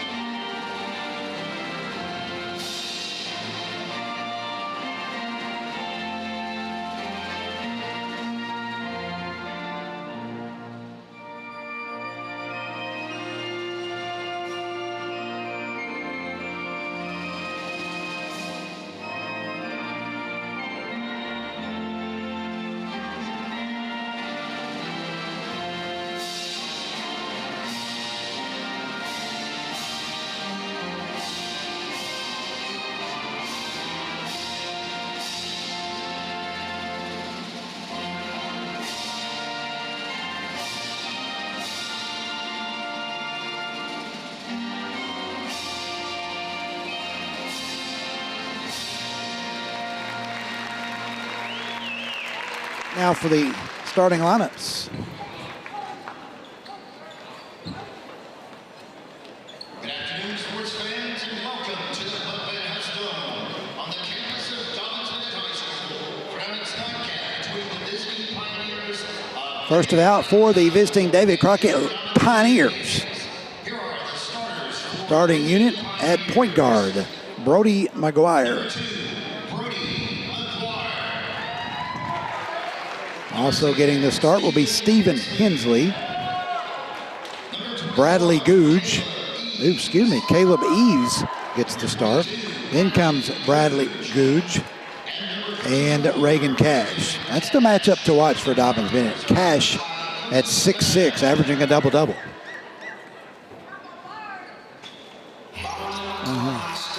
Crockett coming over. Bradley Googe over here thanking each individual official verbally. Wow, I don't know if I've ever seen that before. Appreciate that from Mr. Googe. Outstanding. Talk about somebody that's really improved his game, too, from last year this year. That Googe. I don't know if there's a most improved player award in the area, but he's got to be it. Here's a Dobyns-Bennett Indian starting lineup. First of all will be the senior point guard, Dace Potts. Eventually, as we go dark here with the Dobyns-Bennett emblem. Now Googe is back over here having another conversation with the official.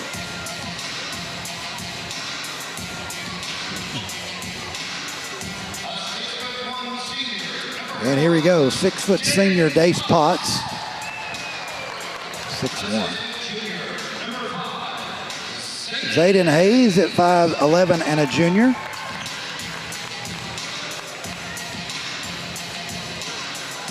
Up next for the Tribe, the 6'2" junior Levi Webb.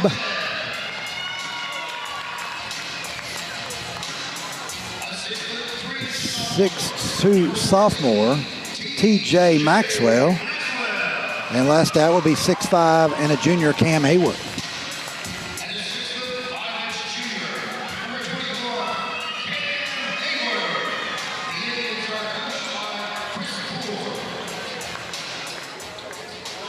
All right, we're back here under the lights in the Buck Van Huss Dome. Cash will jump it up here with Hayworth.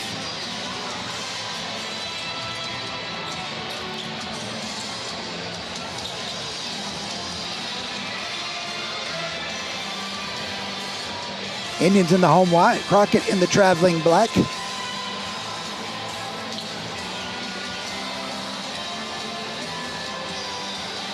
And now Connell wants to have a conversation with the official. Crockett doing its best to get on good terms here. And Cash tips it Hayworth left and goes back and intercepts the tip that was headed in back court to Crockett. And now Connell's conversation with the official has turned sour as he doesn't believe Hayworth could do that. Hayworth off the tip scores.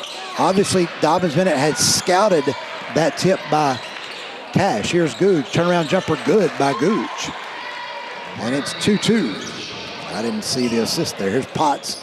Potts driving for left wing all the way to the glass. Lays it up and in. 4-2.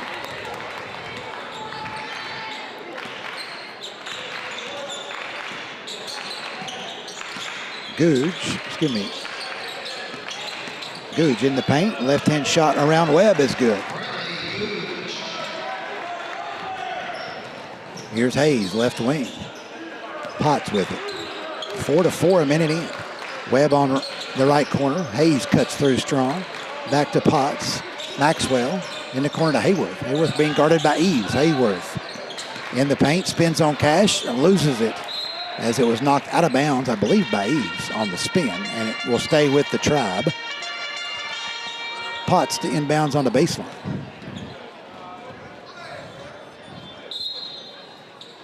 Inbound Hayworth. Maxwell around the screen, fires the three. Shot Maxwell back iron, no good. He thought it was in. Rebound tipped. Hayworth comes down with it. Hayworth, top of the key. And who has it over there? That is Webb for a three. That one is missed, but again, Potts with the offensive board. Back to Hayworth. He'll fire another three. That one won't bounce in, and this time Googe comes down with it. He's 0 for 3 behind the arc on that possession. Eves, checked by Hayes. Here's McGuire in the left corner. Potts will guard him. Bounce past Googe. Turn around 17-footer, no good. Rebound is Zayden Hayes coming the other way. Hayes weaving his way, 1-on-3. And lost it going up. They'll go off. Hayes out of bounds. Didn't really have the numbers. Tried to shake and bake in the lane. And just enough of a tip by Crockett to lose control, and he kind of booted it on out of bounds. Turnover, Dobyns-Bennett. Crockett will have it. McGuire. Here's a long three by Hensley is good. Stephen Hensley buries the three. And Crockett leads it 7-4. Webb to Hayes. Maxwell cuts through, posting there on Googe. They don't get it to him. Hayworth at the free half-court line said Hensley tipped it as it goes into backcourt. The official said no. Turnover on the Tribe. Second of the game. Crockett has come out here with a lot of energy. Maxwell goes out. Elijah Thomas in for Dobyns-Bennett. McGuire in backcourt to Googe. Googe over to Hensley. Hensley on the attack. Out to Eves for a three. That's good. Eves knocks down the three. And it's 10-4 Crockett. Potts. Thomas goes through. Webb on right wing. Webb forcing his way in the paint. Can't get a shot off. Back to Thomas. Thomas, Webb. Drops the ball, grabs it back. Attacking in the paint. Loops it to Potts in the corner. Back to Hayes. A three over Cash is good. What a shot by Hayes over Cash, who came in and did knock him down after the shot. But not enough to affect the foul. Hensley fakes the three, drives. Floater, no good. Backside rebound, Zayden Hayes for the Indians. Hayes a bounce pass up ahead to Potts. Potts in the paint, kicks over to Webb. Webb the driving layup over Cash, good in that time. Cash is called for the foul. As Webb knocks down the bucket, he'll go the line for a two-point opportunity.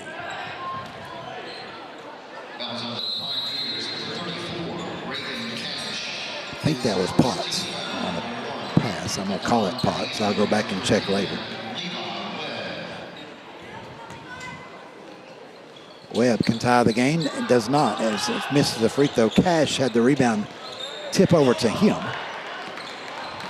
And he'll give it to McGuire. McGuire left side. Here's a three by Eves is short. Hayworth tips to himself. Potts ahead to Hill. Henry Hill all the way down, missed the layup. McGuire chases down the rebound. McGuire leaves it for Cash. A three from the top of the key. A line drive is good by Ray and Cash. 13-9. Actually, they say his foot was on the line, apparently. So it was a 19-foot, 8-inch shot by Cash. 12-9. Webb, Hill, top of the key. Potts on right wing. Hayes bounces out. Hayes will attack left side, run into Cash. Goes around him with the left hand. No good. Tip to McGuire has it. McGuire for the Pioneers. McGuire all the way down. Goes to the left hand finish around Hill. Can't get it to go. Hayworth. The rebound and a 30-second timeout called by Dobyns-Bennett. Furious pace here in the first quarter. One that should favor Dobyns-Bennett with its depth and the length of the floor here at the Buck Van Huss Dome. But Pioneers come out shooting the basketball well, and they lead it 12-9. Crockett has yet to turn it over either here in the first half. Dobyns-Bennett with 2.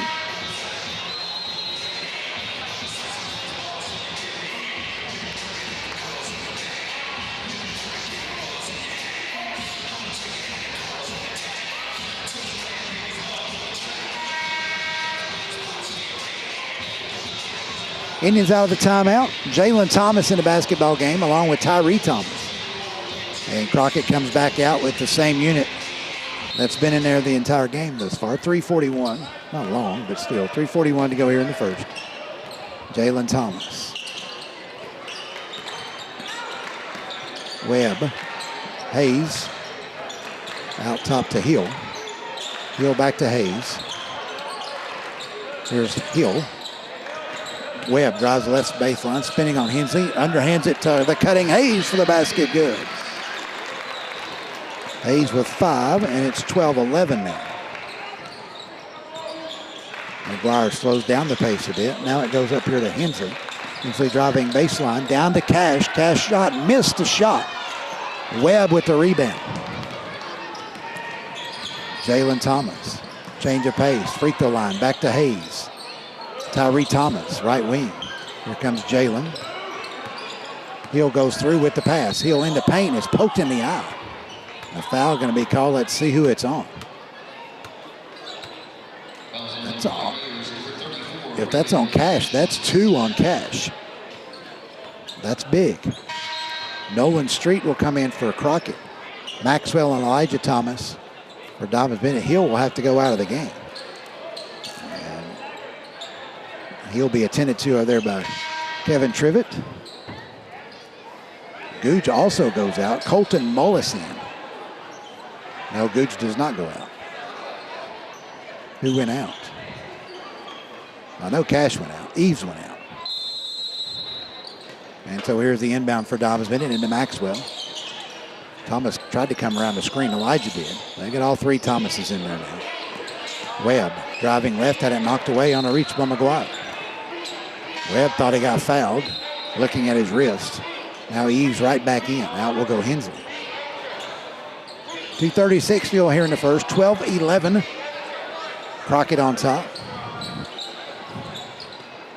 Webb will throw it in on the baseline.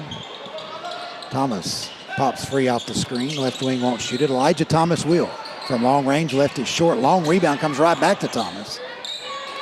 In the paint, back out to Jalen. We'll go first names for the Thomases here. Tyree has it in the corner. Loops it back over here, and it's going to be saved by Elijah. What a save, right in the corner here in front of me. He'll loop it back to Maxwell. Jalen in the corner to Elijah. Elijah trying to get by. Eves can't do it. Maxwell, left wing. Down low to Tyree. Back to the basket. Left short corner. Back out to Jalen. Now to Elijah again. Tyree top of the key. Maxwell. Maxwell fakes right, drives left, spins back right, in the paint. Floater good by Maxwell.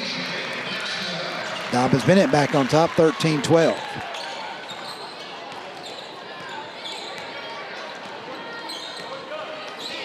McGuire with the basketball for the Pioneers. Mullis and Eves were both over there. I think it was intended for Eves. Mullis will hand it to him. Back to McGuire. 1:24 to go here in the quarter. McGuire behind the back dribble. Jalen Thomas right in his grill.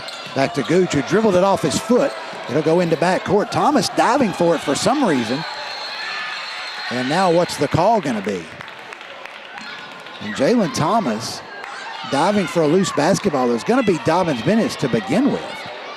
And all he had to do was let Crockett pick it up. Now, if he comes up with it and he needs to get a basket out of it, it's a different story. Whistle sounds, and I'm not sure exactly what the call will be.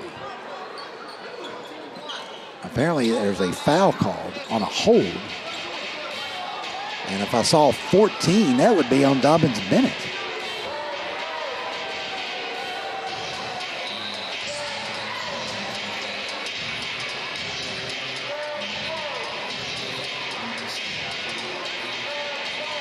Maybe that was who called the timeout. Anyway, 1:12 to go, and it's somebody's basketball.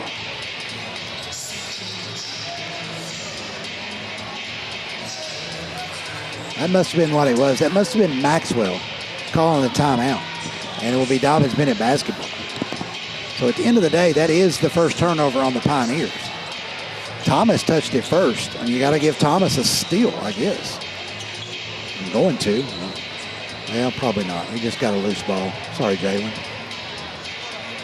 So Thomas over in front of the Crockett bench to inbounds it. Street face guarding Elijah. And it'll come to Hayworth to check back in. Back to Jalen. Hayworth came wide open. In the lane, shot by Elijah Thomas. No good, and the foul called on Street.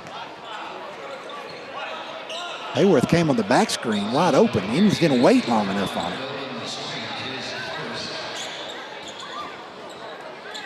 1:07 to go here in the period. Hayworth lobs it way out front to Maxwell.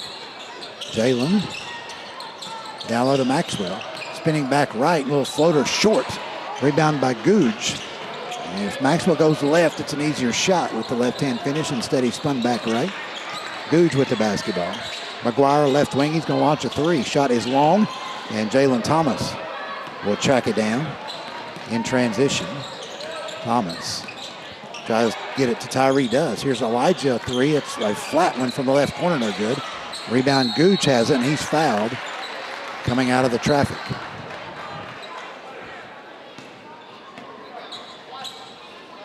.35 seconds to go. Foul is on Tyree Thomas. His first, team first as well. McGuire. Eves on left side. Eves bounces it to Street. Street back to Eves. Eves to the baseline, up in the air, nowhere to go. We'll get it to Googe. Googe in traffic, and they're going to call a block on Thomas. I like the call. Not called to his own DB. I'm not in that situation in favor of charging calls down there. Poor is arguing for it, but the guy I've seen call collegiate games made the block call from out front. And that's the way they call it in the college game. Bradley Googe to the free throw line for two shots, first of which is good.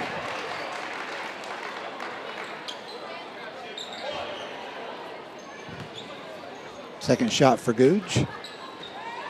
That one is good as well. He's got 6. Crockett back on top, 14-13. Closing seconds of quarter number 1. Thomas to Maxwell. Back to Elijah Thomas. Over to Jalen Thomas. Thomas to the baseline, back to Maxwell. Elijah Thomas from 25 feet out front is short. And that'll be the end of the first period. Score at the end of 1. David Crockett leads it 14-13. Back in 60 seconds on ESPN Tri-Cities.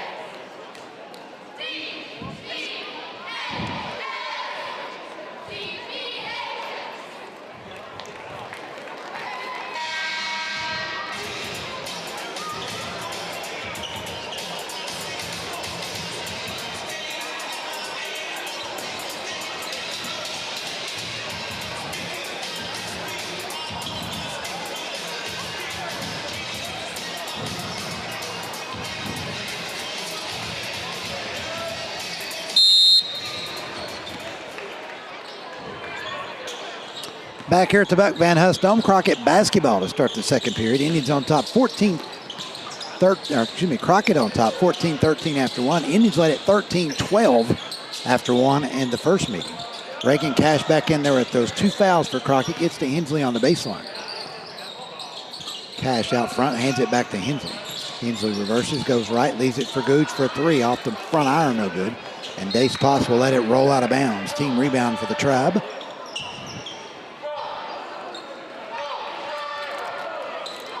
Hayworth to inbounds. Hayworth, Potts, Hayes, Maxwell, and Webb for Dobyns-Bennett. Potts right side. Hayworth driving, just forces his way in. Can't get the shot to go. Googe the rebound. He's got 4 rebounds for the Pioneers. McGuire, Eves, tried to get it to Googe, knocked away by Hayworth. Right back to Eves, who drives baseline and scores. 16-13. Maxwell picks up a loose ball for the Tribe. Back to Webb. Maxwell, a 3 from the left wing on a quick catch and shoot from Potts, and it's good. Maxwell ties it up at 16. Hensley. Over it goes to Eves. McGuire.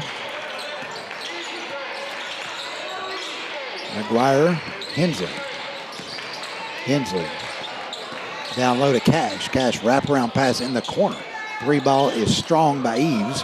Rebound Webb for the Indians. Dace-Potts in transition. Potts to Hayworth. Right wing. Hayes has it now. Hayworth on right wing. Maxwell. They're swinging around now. Potts wants to attack. Shut down on the baseline by Eves. Rotates it back out top to Maxwell. Webb. Hayworth. Down to Maxwell. Maxwell rips it around the defender to Hayes, who drives closer, pulls up from 10 feet and buries the jumper. Hayes was 7. Dobyns-Bennett out front, 18-16. McGuire.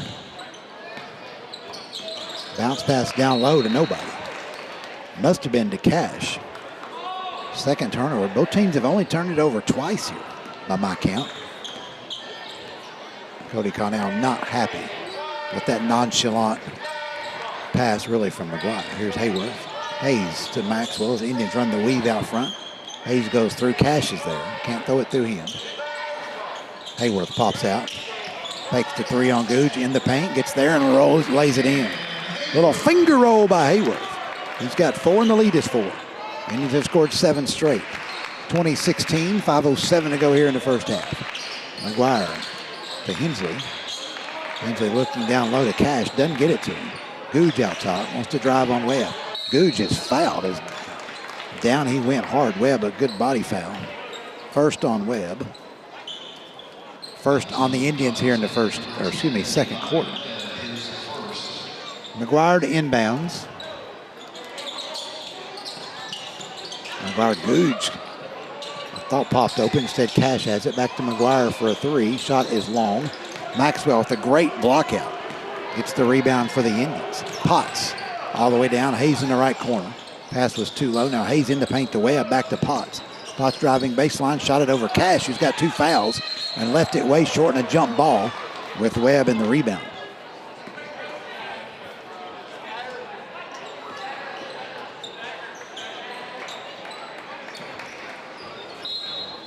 Potts to inbounds.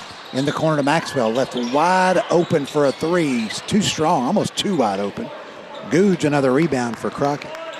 He's got 5 of their 8 rebounds. Googe. Around the Cash screen. Googe back out to Hensley. 3 over Maxwell is good. Hensley the 3. It's 20-19. Hayes all the way down. Layup no good, but a foul.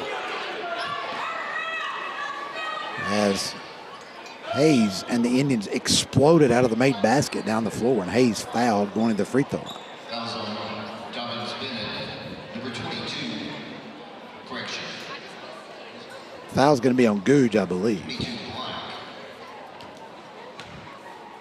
Free throw by Hayes is good.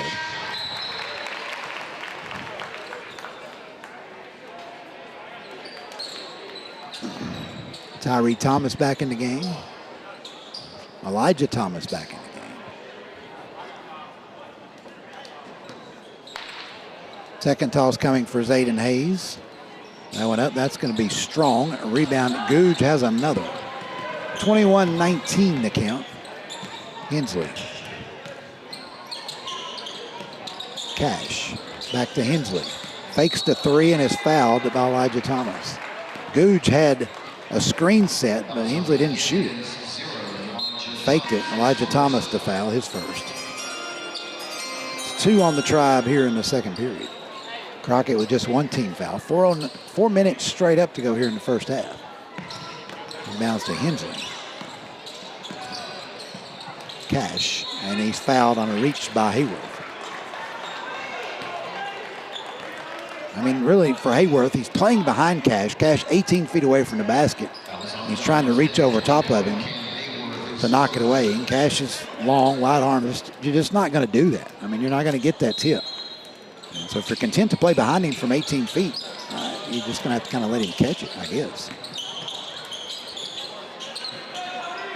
Ball on the floor, nearly a steal by Tyree Thomas. Googe driving underneath the basket, leaves it for Cash.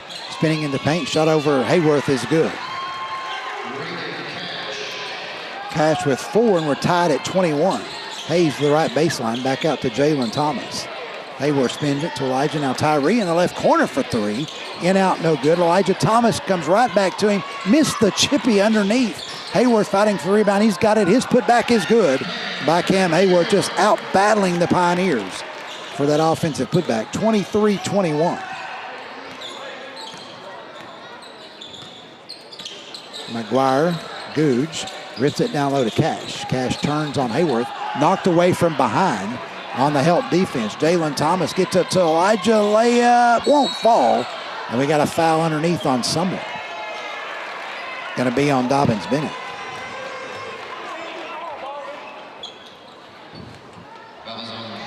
The Indians, I'll have to give that the team steal. I'm not sure who got it. Tyree Thomas, his second foul. 4th on the Indians with 3 minutes to go here in the half. Crockett will be shooting the rest of the way. Googe inbounds to McGuire.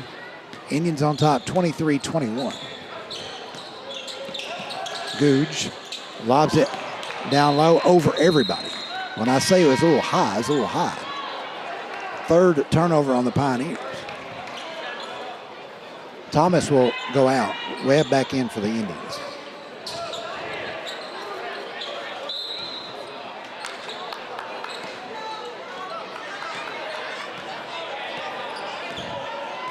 Jalen Thomas will bring it up for the Indians. Elijah at the free throw line, turns, shoots it over Cash, and will not get the bounce. Tipped, good by Webb. Webb on the tip. 25-21 Indians by 4. McGuire, street driving baseline. Nowhere to go, but kick it back out to McGuire. Hensley. Back to McGuire. McGuire, here comes Street off a Cash screen for 3 is short. The rebound comes out to Jalen Thomas. Thomas 3 on 2. We'll wait for Elijah. 3 right wing. Good by Elijah Thomas. Indians with their biggest lead, 7. McGuire working left to right around the arc, and a foul call on a hold on Thomas. And now Jalen Thomas called for a technical foul.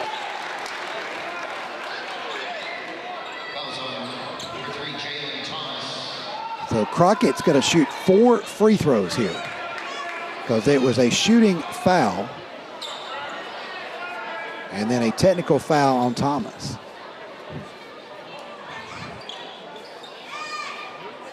I thought it was a quick technical, to be honest with you. McGuire will shoot the personal foul free throws. Now Jalen Thomas, with both a personal foul and technical foul, has 3 fouls in the basketball game. Brody McGuire to the line. So, I mean, the Pioneers here, down 7, theoretically could tie the basketball game if they hit all 4 free throws and then make a 3 on the ensuing possession. McGuire, second toss will roll in. So it's 28-23. McGuire will stay for the technical free throws.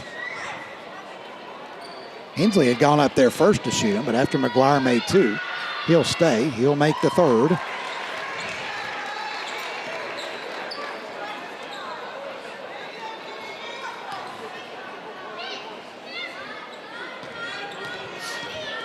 McGuire trying to go 4 for 4 and did not get the roll. So it stays 28-24, Crockett basketball. Hensley to throw it in.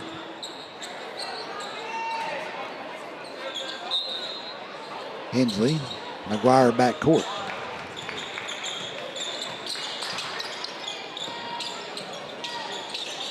Cash, right low block, spins, shoots, and scores.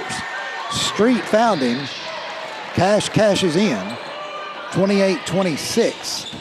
So it was a 5-point trip for the Indians. Inside the Potts, and a foul going to be called on Caleb Eves. A 5-point trip for the Pioneers, I probably should say, if I didn't. 1:23 to go first half. 28-26. Just 2 fouls on the Pioneers. Potts to inbounds. Potts lobs it out here to Hayes, over to Elijah Thomas. Thomas, Hayworth, a long 3 from the left side. Too long. Rebound, fighting for it. And Hensley trying to save in the corner. Can't. Team rebound to Dobyns-Bennett. 1:11 to go. Maxwell to check back in for the Tribe.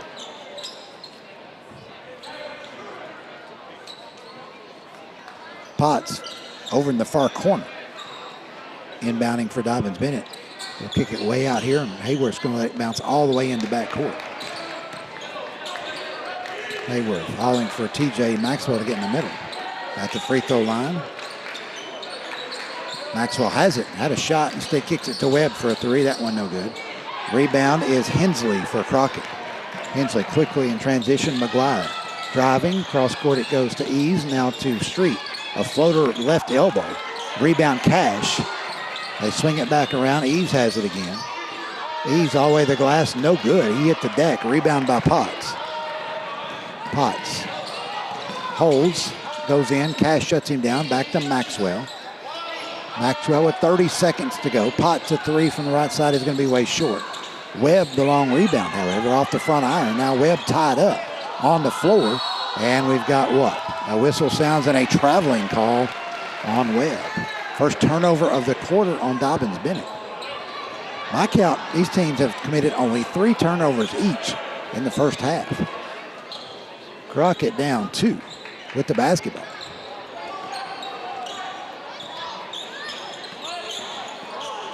McGuire on a bounce to Street. Street on right wing. Dumps it down low to Cash. Cash spinning, shooting, and too strong. Rebound Hayes. Hayes from behind half court. Off the backboard, no good. And that's the end of the first half. Score at halftime is Dobyns-Bennett 28 and David Crockett 26.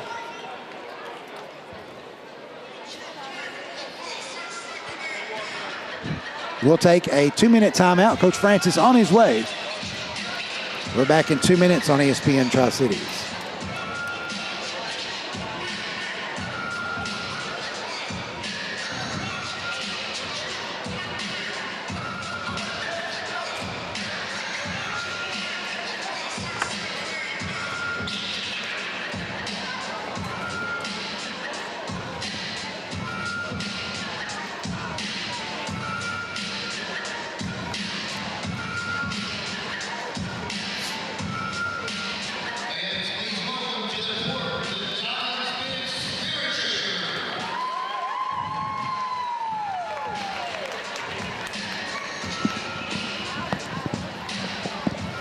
It's nice when my equipment works.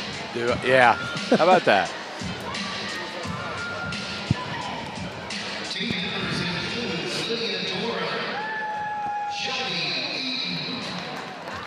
I never understand why they have to introduce these spirit shakers every game. They get introduced more than any team.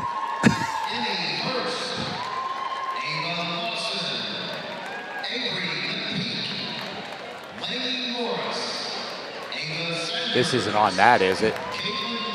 Us? Yeah. No. Okay, good. I don't like that. Oh, Was I supposed to come after the game? I was looking for me. you. Nobody told me. Oh, no. They said they couldn't have you because they'd have to kill the music for the boys warming up. Oh, yeah. Okay. So I don't come after the games. I just No. keep doing this. Yeah. Yeah. Yeah. I don't, unless they tell you otherwise. Now, Chris can come after the Right, game. right. You know. Heaven forbid, we can't warm up without music. Heaven forbid. You know.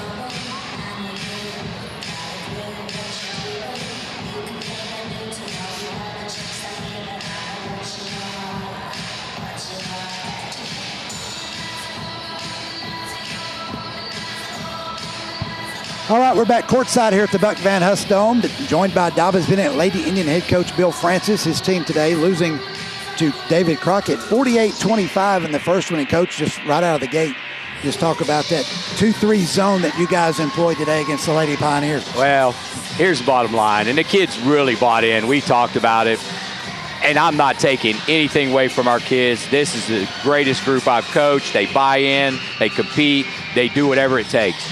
And fact of it is, we could play Crockett 20 times, Steve, and they're beating us 21. Yeah. So, I mean, we talked about let's go out and let's try some things today that we can use in the tournament maybe. Right. You know, when it's survive and advance time and you got to play a little different way or something to even the score a little bit. And what really was a test to see, will our kids buy in?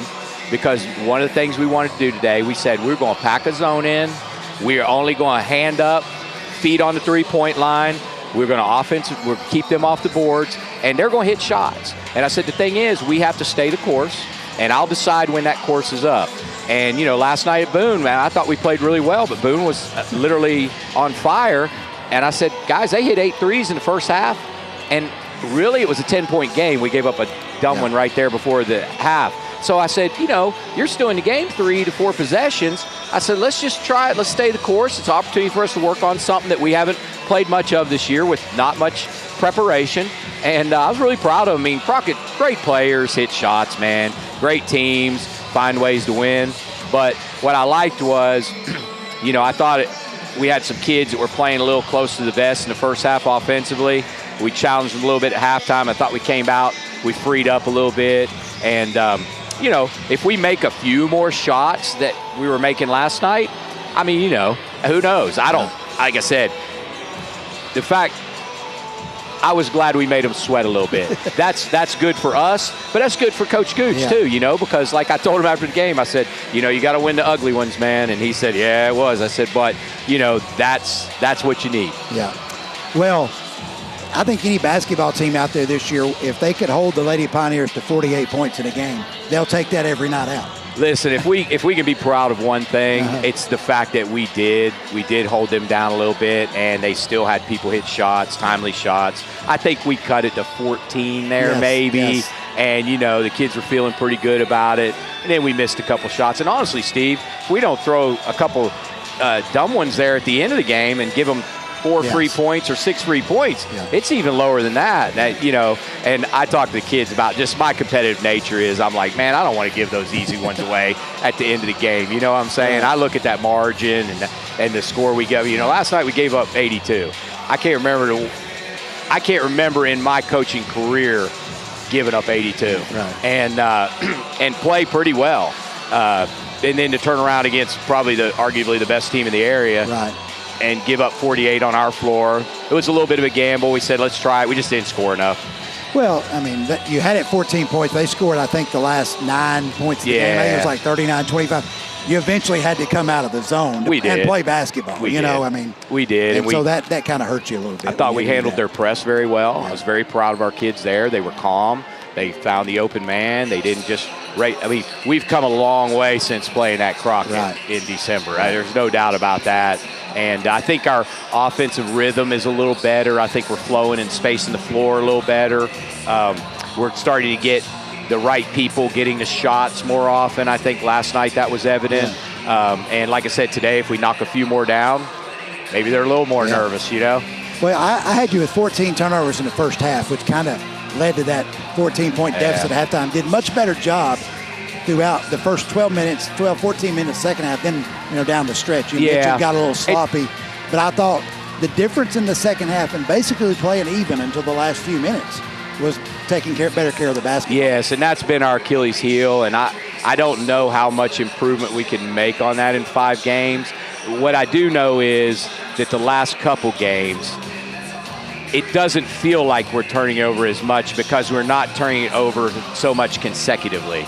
They're kind of spaced out. If there's a possibility that we're not losing multiple possessions in a row that we have been the last probably week, 3 to 4 games. So, I think we can build on that. I don't feel like we threw it away against their press. I feel like we threw it away in the half court. And that's hard for me to understand sometimes. Like, I felt like we handled their press pretty good. But, we'll continue to work at it and get better. And, both teams coming off conference games last night here on a quick turnaround Saturday afternoon. They've got they got a big formal tonight. Thomas told me before the game they were 0-2 on formal days. Well, probably lucky for him they had us today. But and I thought a quick turnaround, a long floor. They don't play that many players, not like what you do. No, they don't. I thought maybe that would play into our favor a little bit. I think we didn't have a lot in our tank today. I thought our kids really pushed through, and I was glad to see them get. I called that timeout in the third quarter, and we talked about staying the course. And I felt like, they looked a little deflated. And, I asked them if they were done. And, no, Coach, we're not done. And then I felt like we had a few good possessions, picked their spirit up a little bit. And there was positives in a score that didn't look very positive. There was positives today. You held Tulloch to 3 points on a 19-point average. Now, I don't know that she was – I don't think she was 100% today. She went behind the bench over there and spent some time with the trash can. Yeah, she didn't. She probably wasn't feeling well, and that's going around everybody. We've been lucky right now. I hope we don't. We don't want to get it in 2 weeks, but I know it's going through a lot of people. So, all right, Coach. Well, we're back at it against South Green on Monday, man. You got a busy 11 days with 5 games. Yeah, going to be fun to play all these games at home now, and I'm looking forward to that. So it's nice to be home. Good deal. We'll see you back here on Monday. Appreciate you, my friend, and get some rest tomorrow. All right, thanks, Steve. Roll Tribe. Thank you very much. That's Dobyns-Bennett Lady Indian head coach Bill Francis here courtside. At halftime, Dobyns-Bennett leading Crockett 28-26. We're back in 60 seconds on ESPN Tri-Cities.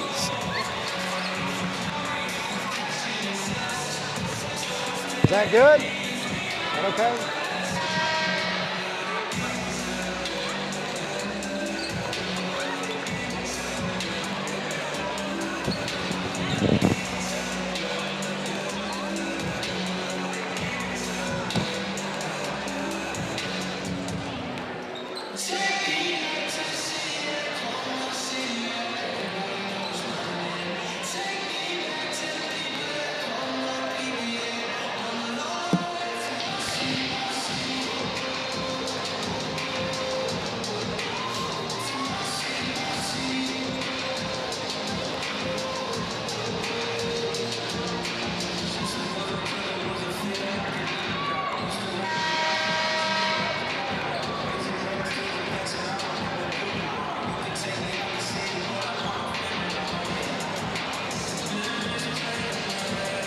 We're back here at the Buck Van Huss Dome, and David Crockett just now emerging from its locker room back behind my left. Some quick numbers for you in the first half. Stephen Hensley, Bradley Googe, Reagan Cash, all with 6 points for Crockett. Caleb Eves with 5 and Brady McGuire with 3. Dobyns-Bennett led in scoring by Zayden Hayes with 8. Cam Hayworth with 6, 5 for TJ Maxwell, 4 for Levi Webb, 3 for Elijah Thomas, and 2 for Dace Potts. Googe led everybody in rebounding with 6. Levi Webb had 5, Hayworth 3, Dace Potts had 2 or 3 assists. Googe had 2, McGuire 2 for Crockett, and Reagan Cash with those 6 points. He navigated that entire second period with those 2 early personal fouls.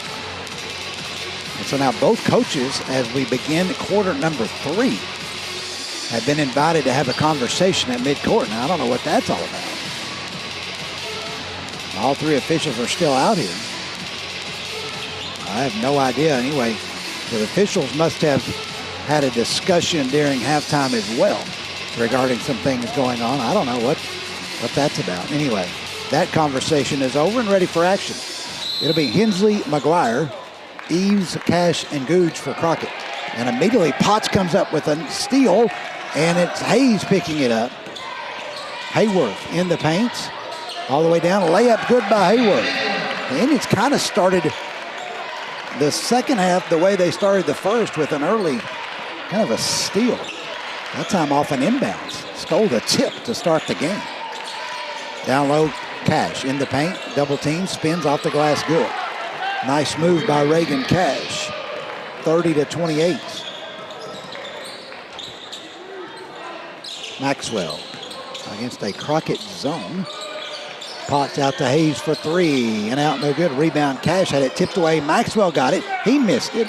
And now Cash this time diving on the floor.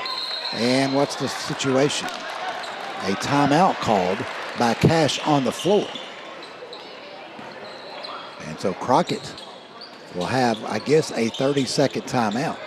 7:19 to go. So they have to take a 60 or maybe out of 30s. Nope, it's a 30. Everybody's up. So 30-28, Dobyns-Bennett on top. Some more stats from that first half. Both teams turned it over only 3 times in the first 2 periods. Crockett, though, however, turned it over there on its first inbounds of the third, so they now have 4.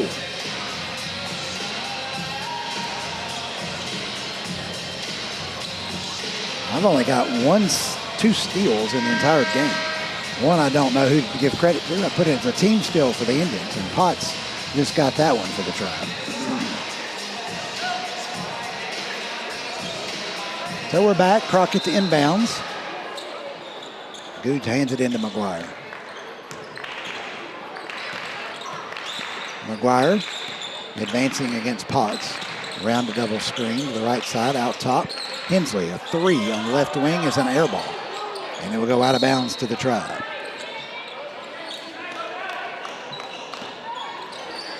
Inbounds to Potts.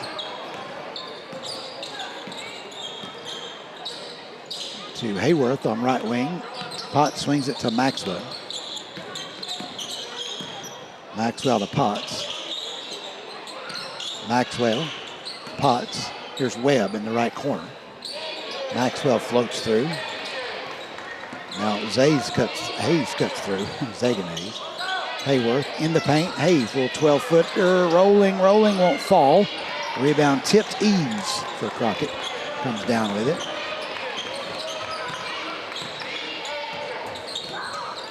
Eves rips it to Hensley, driving right side. Hensley float on the baseline, good, and a foul.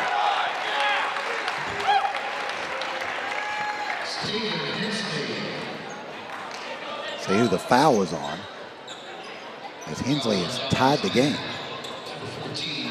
Foul was on Maxwell, his first. He'll go out. Elijah Thomas back in. So Hensley a chance to give Crockett the lead once more. Shot by Hensley is good. 31-30, Crockett on top. Potts with the basketball. Hayworth, Potts. Back to Hayworth, into Thomas, in the paint, double team. Back out to Hayworth. Over to Thomas, a 3 is short. Rebound Cash for Crockett. He'll hand it to McGuire. McGuire rips it to Eves, a 3 left side by Eves, too strong. Googe rebounds, tried to get it back to the cutting Eves, too low, but Eves digs it out, gets it to Cash, who misses the layup. Tip no good, a 3rd time good by Reagan Cash.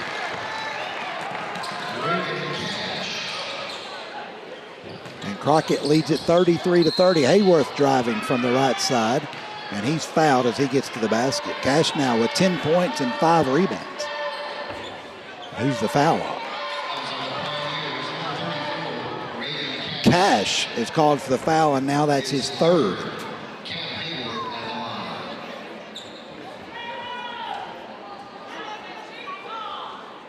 Hayworth to the free throw line for the Indians.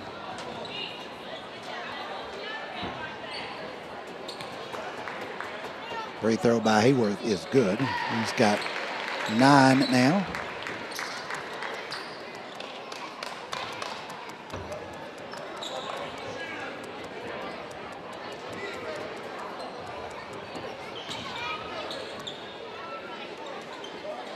Second shot coming for Hayworth after the official has more conversations with folks in the lane. Anyway, Hayworth makes them both. The lead for Crockett is 1 at 33-32. 5:27 to go here in the third. Googe, Eves, Hensley. Hensley rips it in the paint. That's Googe with it. Googe driving right. Shut down by Hayworth. On the right, low block, needs help. Cash comes out to get it. Now back down to Googe. Goes reverse. Left hand, no good. But draws a foul as he was hit in the head, says the official. And I think that'll be on Hayworth. And it will. 2 on Hayworth. Bradley Googe back to the free throw line. Free throw by Googe is good. His first point since the first period. Second toss coming by Googe. That one is good as well. 35-32. Potts with it. Hayworth. Webb. Really thrown away. Elijah Thomas, the 3 from the corner is good. Elijah Thomas with the 3, and we're tied at 35. Hensley. Had it knocked away. Stolen by Thomas. Now ball on the floor. Diving for it. Crockett saves possession with Googe. Googe hands it to Eves and going inside. And got it a Cash for a dunk. But beforehand, a charging call on Eves. And that's... wow. That's a turnover and a charging call. Negates the dunk by Cash. I do not like that charging call under the rim like that at all. Sorry, folks. I just have to call it like it is. Break for the Indians. Thomas. Baseline. Potts swings it back out to Hayworth. Hayworth fakes, moves inside. 15 to the right elbow. No good. And it's tipped out. Controlled by Eves. Eves. A bounce pass to Hensley. Hensley. Googe down low to Cash. Spinning, little 2-footer good. Googe a third assist. Cash. And the Indians turn it over. Eves on the other end. Comes up with the steal. 37-35. Crockett by 2. Inside 4 minutes to go here in the third. McGuire. Hensley. Drives the baseline. Floater by Hensley, no good. Elijah Thomas out of there with it. Thomas in transition. Will hand it to Potts. Potts to Hayworth. A long 3 by Hayworth is good by Cam Hayworth. And Dobyns-Bennett back on top. 38-37. Hayworth was 7 here in the quarter. 13 in the game. Indians by 1. Hensley. Googe in the paint. Googe around Hayworth. Shot off the glass, good by Bradley Googe. Crockett 39-38. Hayes cross court to Hayworth. In the corner to Elijah Thomas, a 3, an air ball. McGuire collects it. McGuire through traffic in the corner. Eves wants to fire the 3. Back iron, no good, and it comes back off the top. Nearly got stuck on the top of the backboard. Came back down to Hayworth. Hayworth was slowed up. 4 Indians set to check in across the way on the next dead ball. Potts. To Hayes. Webb turns. 17-footer over Cash is good. And Dobyns-Bennett wants a timeout. As Dobyns-Bennett takes the 40-39 lead on the bucket by Webb. 62nd timeout, back in 1 minute on the Dobyns-Bennett Athletics YouTube page and your voice of the Indians, ESPN Tri-Cities.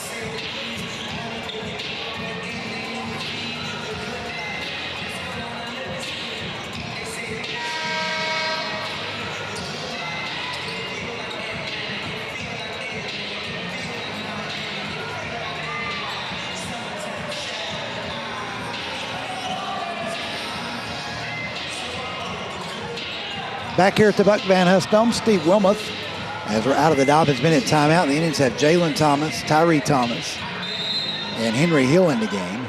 Maxwell also, I think, back in the game.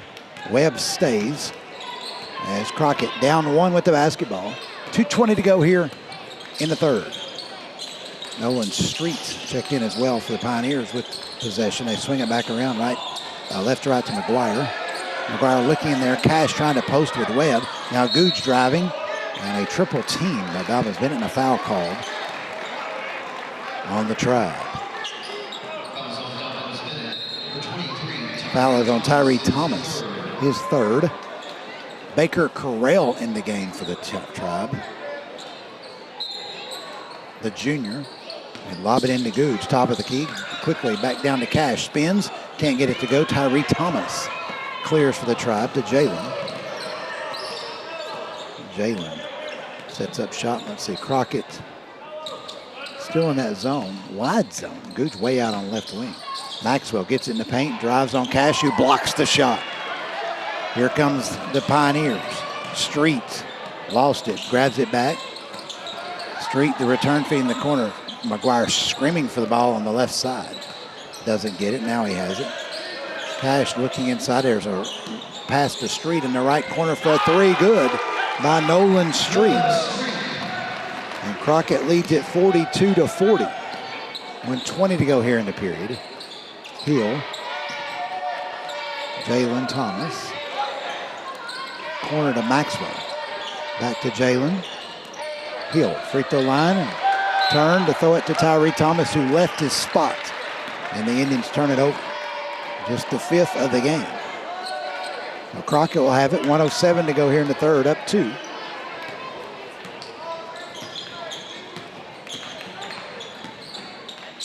McGuire, Street comes off. Street, Gooch, top of the key. Gooch drives left, spins as he ran into the double team. Is called for a travel.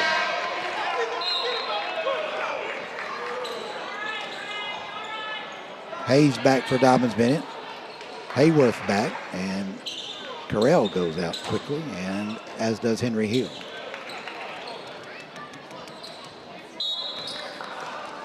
Hayworth rolls it into Jalen Thomas. 52 seconds to go.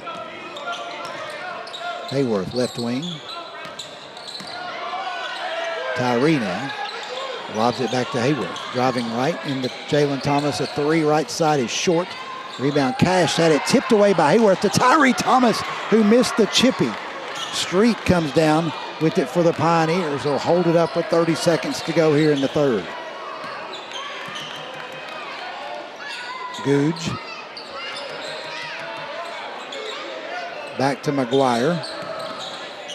Pressure from Thomas over to Street. Gooch in the paint. Down low, nice feed to Cash for the layup. 44-40.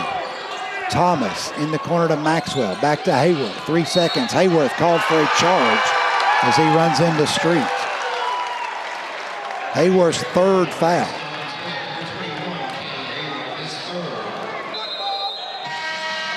Hayworth will come out. Webb will come back. 2 seconds to go for Crockett.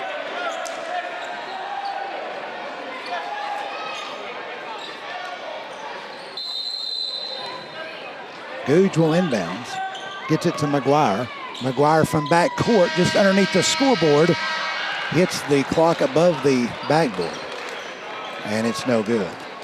We've played 3 quarters, and Crockett will take a 4-point advantage into the fourth. The score, David Crockett 44, Dobyns-Bennett 40. Back in 60 seconds on ESPN Tri-Cities.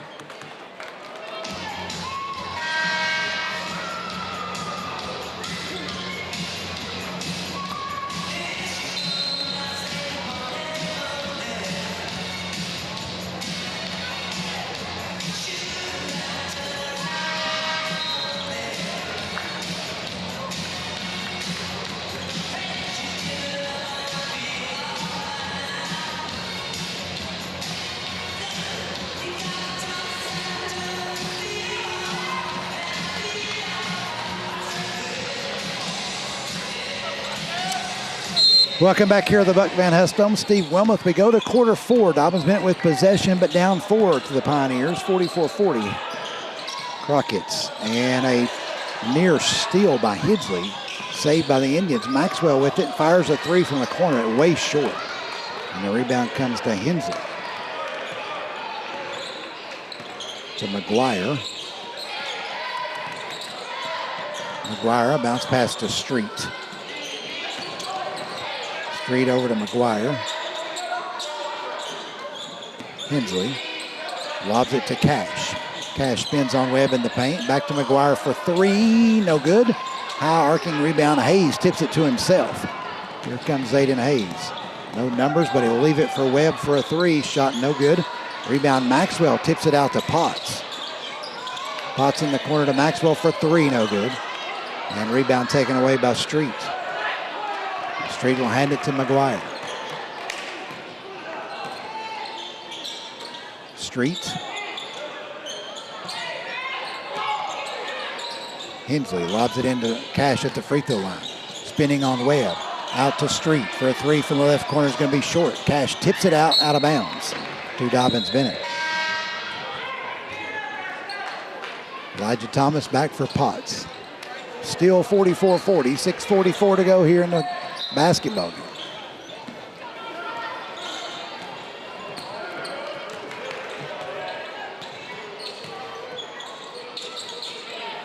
Hayworth, Maxwell. This zone has really bothered Dobyns-Bennett here in the second half. Elijah Thomas. Into Hayes at the free throw line. Can't shoot it over Googe. Now Webb down low to Maxwell cutting through. He can't get the shot off. Back to Elijah Thomas. Hayworth. A long 3 from the left wing is going to be good. Backhand Hayworth. Hayworth with 17. A huge shot. 44-43.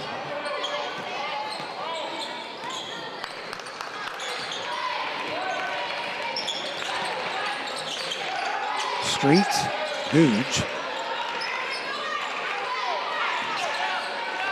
Googe to Street on right wing. Street in the paint. The floater from 14 feet too strong. Hayworth tips it out of bounds. It goes to Crockett. Caleb Eves returning for the Pioneers. Street will have a seat. 5:42 to go in the game. Crockett 44, DB 43. Pioneers have yet to tally here in the fourth period. Inbounds to Googe. Googe. Over to Eves. Bounce pass to Cash. Spins. Faces Hayworth. Out to Googe for a 3. No good. Hayworth. The rebound for Dobyns-Bennett. Webb has hurt his ankle. Webb is dragging an ankle up the floor. Looks like he twisted it. I don't know if he was up for the rebound or not, but Levi Webb is going to have to leave and go to the bench.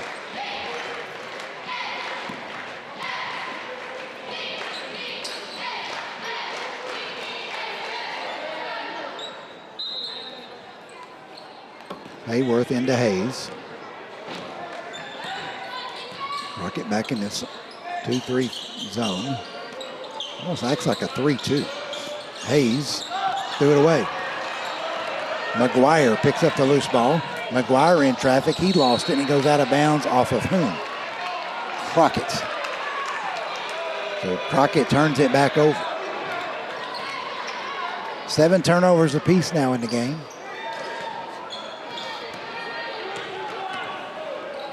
Hayes for the Tribe. Hayworth. Maxwell. Hayworth. Right corner of it. Elijah Thomas. Tyree Thomas, right elbow. Nowhere to go. Hayes, they spin it around, and again, it's thrown away, but again, Dobyns-Bennett fortunate that McGuire couldn't come down with it. Crockett had another turnover, but just off McGuire's fingertips, out of bounds. In the corner, Maxwell, back to Hayworth. Webb now is being taken behind the Indian bench. And now there's Indians throwing it away. Thomas threw it over the head of Hayes.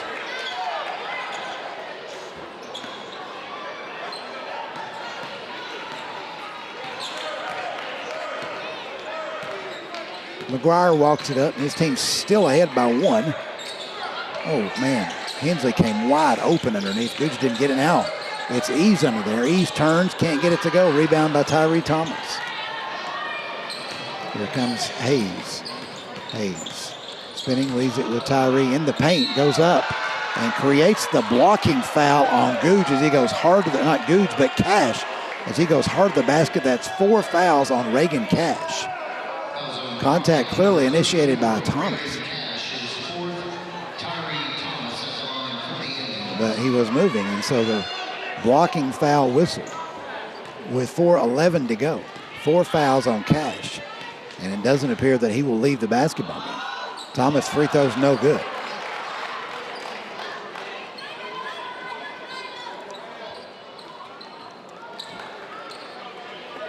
And now Cash may be leaving as Colton Mullis off the bench. Well, he was. Now he's going back.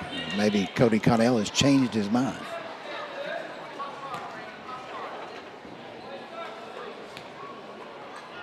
Free throw Thomas is good.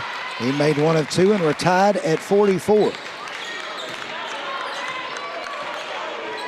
44-44 with 4:04 to go. Here's Tyree Thomas, a steal. Thomas going all the way, leaves it for Hayes. A layup, good by Hayes, and Dobyns-Bennett leads.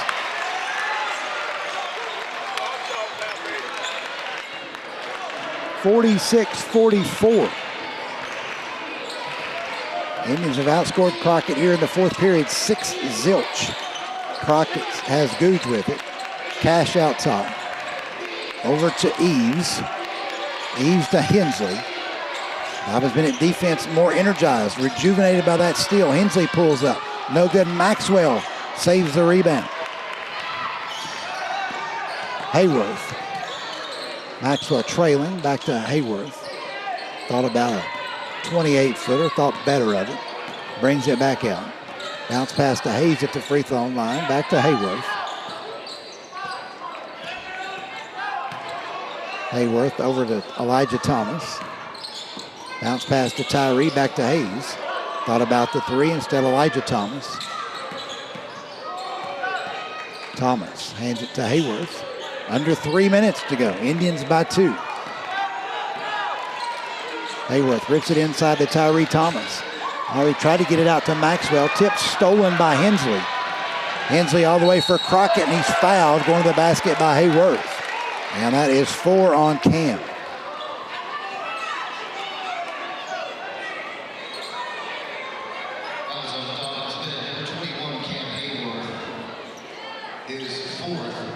Free throw by coming up for Stephen Hensley.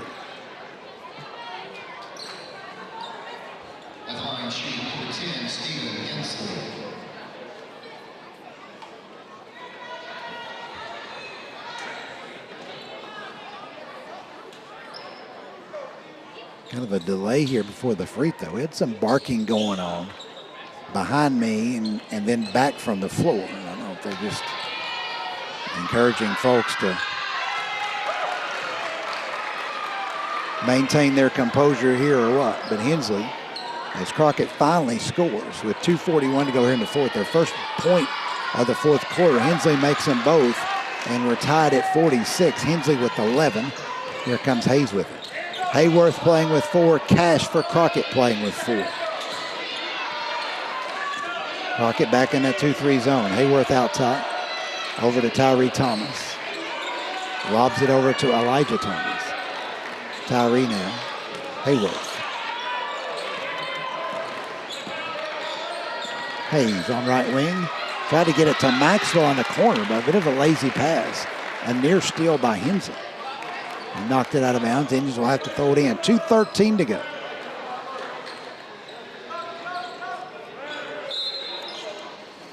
Hayworth to Hayes. Hayes back over to Hayworth.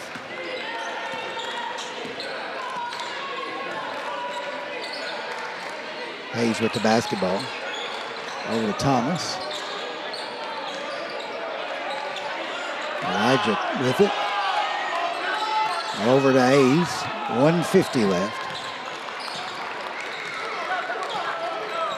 Hayes backing it back out. Elijah Thomas.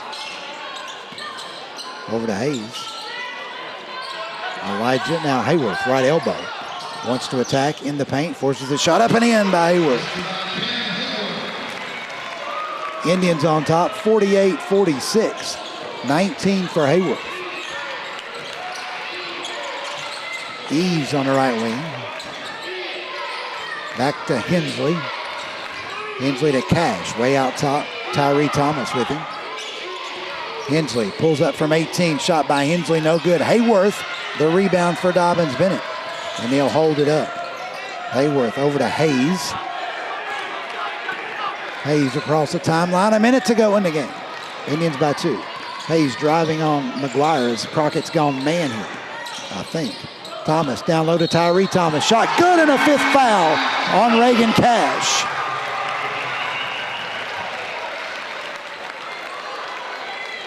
Cash will foul out with 51.4 seconds to go. Cody Connell extremely unhappy with that call.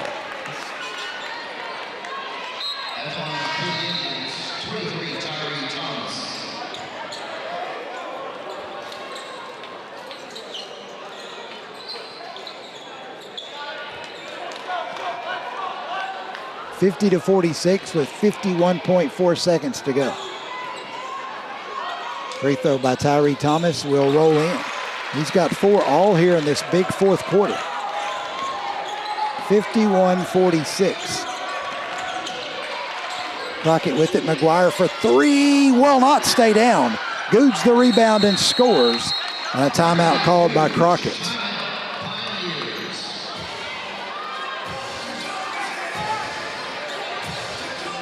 .9 seconds to go.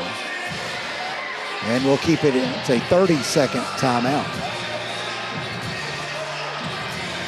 51-48. That's the first field goal of the 4th quarter scored by Crockett. And it came with 38.9 seconds to go in the period. So Indians up 3.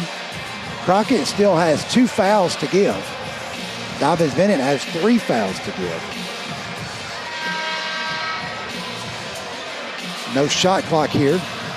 And so Pioneers will, I assume, try to steal the ball on the inbound. And then we'll have to foul quickly.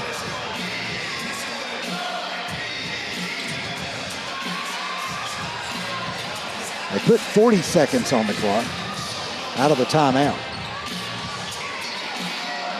So 40 seconds to go. Hayworth to inbounds for Dobyns-Bennett. Everybody on the fly pattern. Hayes the comeback pattern. He has it back over to Hayworth. There's nobody there. And Hayworth will be able to burn some clock. He burnt 4 seconds before the foul on Crockett.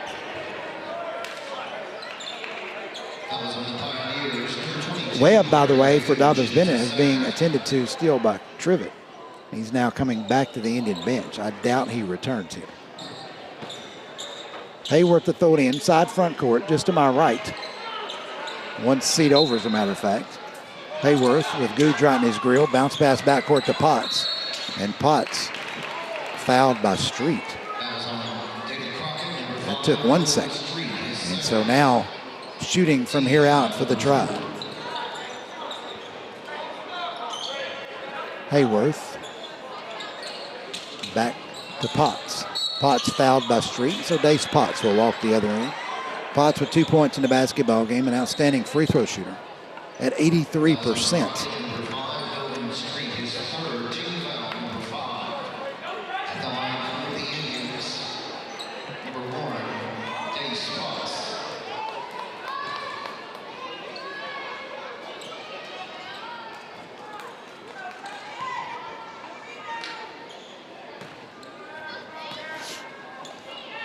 Free toss by Potts, no good. Kind of jinxed him. He'll have a second. Still a chance to make it a 2-possession game here.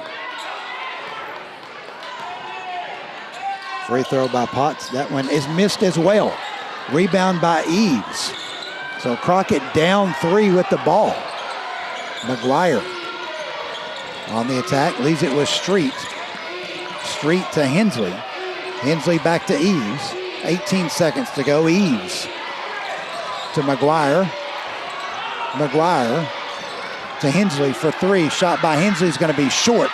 Rebound Hayworth, and Hayworth is fouled. Connell wants a jump ball. Instead, it will be Hayworth with possession and a 7th rebound for Cam Hayworth.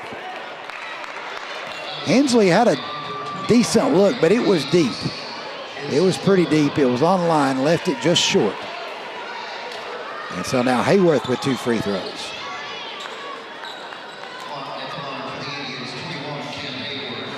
Hayworth 2 for 2 on the day, a 78% free throw shooter. First shot by Hayworth. That one is good. That's the big one. Hayworth with 20. Now all the Indians will vacate the free throw line as the Indians lead it by 4.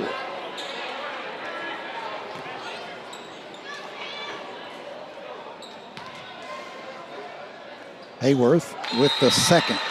21 for him, and a timeout called by Dobyns-Bennett. It'll be a full timeout. We'll take a 60-second break. 8.5 ticks to go. 53-48 back in 1 minute on ESPN Tri-Cities.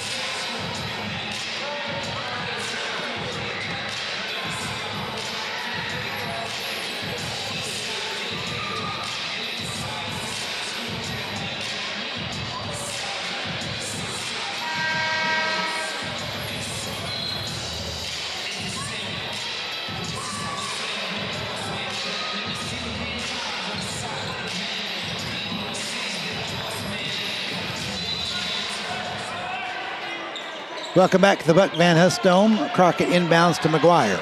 McGuire up the sideline, throws up the 3, no good. Maxwell rebounds, and that's going to do it. Dobyns-Bennett will win this one, 53-48. They outscore Crockett in the 4th period, 13-4, overcoming a 4-point deficit going into the final period. And Dobyns-Bennett wins it 53-48. Big game for Cam Hayworth, 20 points in the game for Cam, 7 rebounds as well. And he had 7 in the 3rd period, 7 in the 4th. For his 21, I think I said 21 points for Cam Hayworth. Coach Chris Poore will be here momentarily. We'll get set up for that. As the Indians improve to, what are the record now for the Tribe? How about 19-8? 1 win from the 20-win plateau. Here are the Indians. Cam Hayworth, I think, will also be joining us here courtside.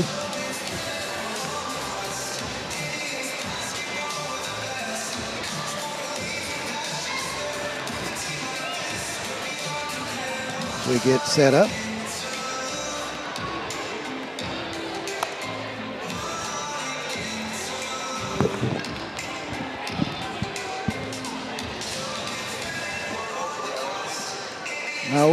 No, we're good. Okay, we'll go. It means you got to talk a long time.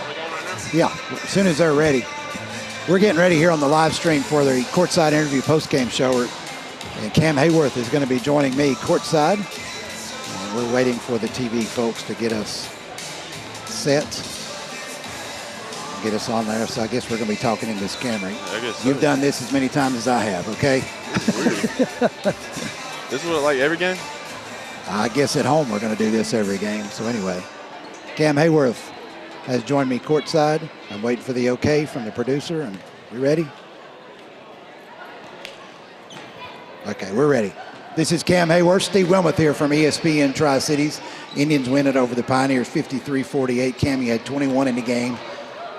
14, 15 coming in the second half. Just talk about that big second half for your club. I mean, definitely it was physical as can be. They went into that zone, and it was just get it inside, and then if we can't get it inside, shoot it. And I hit 2 threes there in the second, so that was helpful.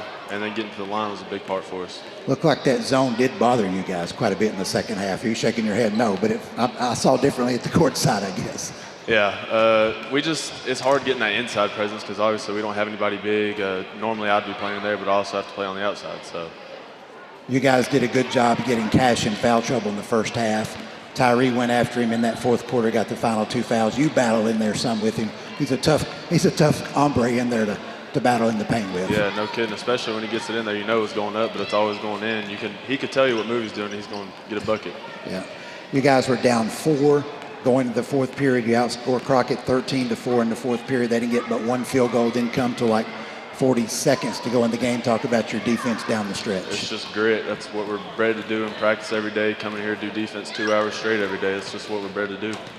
Tyree, what can you say about his effort there in the fourth quarter? Because you needed a more physical presence in there. Yeah. 2 guys battling Cash, and he did a great job in that fourth quarter. No, we all love Tyree. We know he's going to do anything he can to help us win, and he's just the guy you can rely on all the time. Talk about your game. You played with 4 fouls down the stretch, too. How do you manage the 4-foul situation in a tight basketball game like that? Just hope I don't get a 5th. That's really all there is. You mentioned the 2 threes. They were way out there. What did you see? What gave you the confidence to take those shots? Just Coach Poor. He has faith in me, and all these guys have faith in each other, so it's easy to take those type of shots without thinking another thing about it. You guys were off for a week.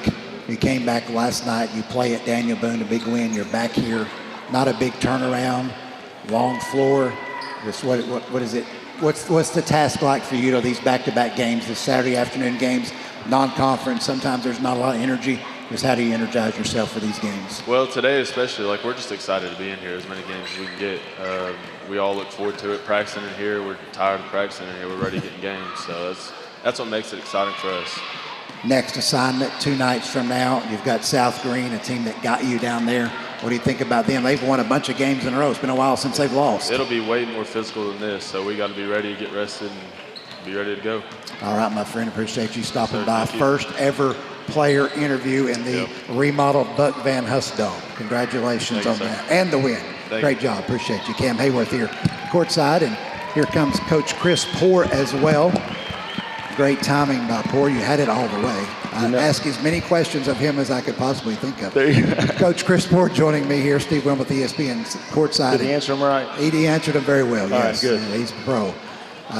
You outscore Crockett 13-4 in that fourth period. Just talk about your defense down the stretch. Well, just I'm proud of our guys for their effort. Like I said, tonight we beat a really good basketball team. One of the first teams, I think, to have 5 guys that can legitimately score at one time. And we had to bring our best. And, we fought and scrapped and clawed. And I thought both teams, gave a great effort. And I was proud to come out on the better end of things. Cam had 21 and 7.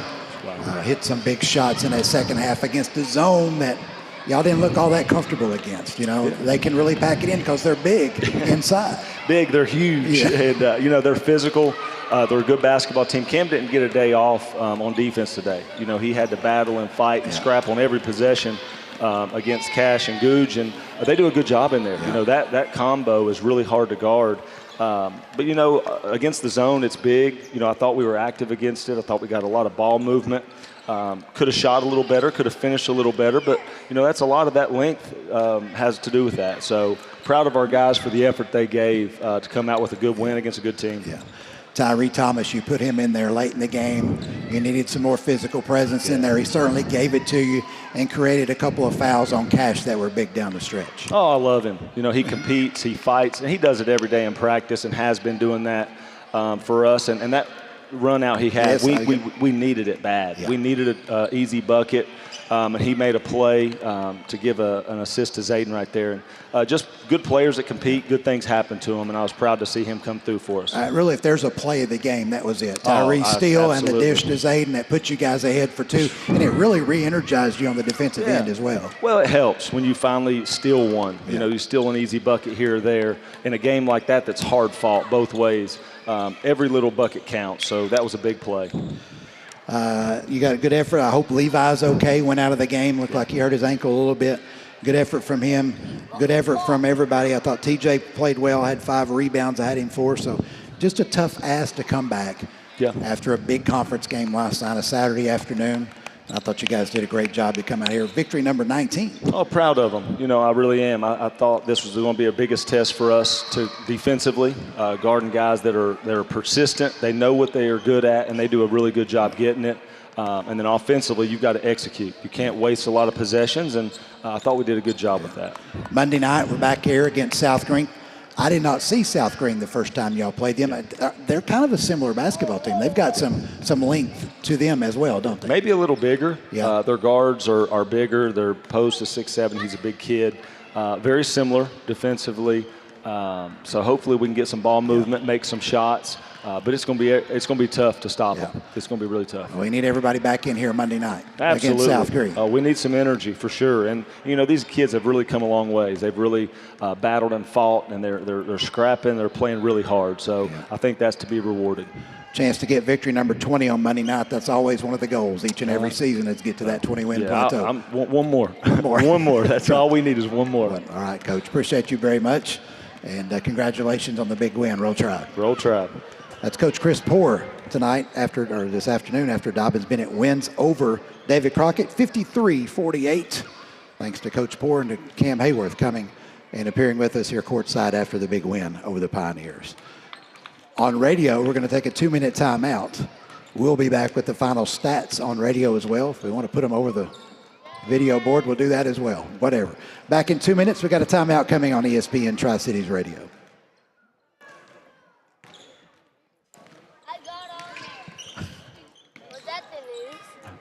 What's that? Was that the news? No, that was you were up there. Yeah.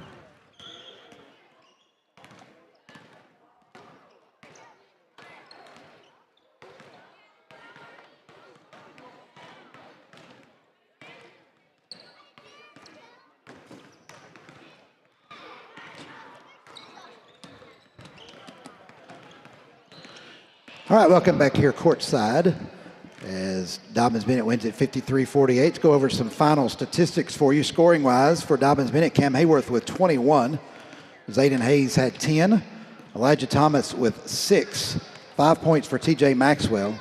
And 4 big ones for Tyree Thomas. 2 points for Dace Potts. For David Crockett, led in scoring by Reagan Cash, who had 14. 12 points for Bradley Googe. 11 for Stephen Hensley. 5 for Caleb Eves, and 3 apiece for Nolan Street and Brody McGuire. Rebounding, Dobyns-Bennett out-rebounds the Pioneers 35-24. Hayworth had 7. Maxwell with 5. Webb with 5. 4 team rebounds. 4 rebounds for Tyree Thomas. 3 for Hayes, and 3 for Elijah Thomas. For Crockett, Bradley Googe had 8 rebounds. Cash with 5.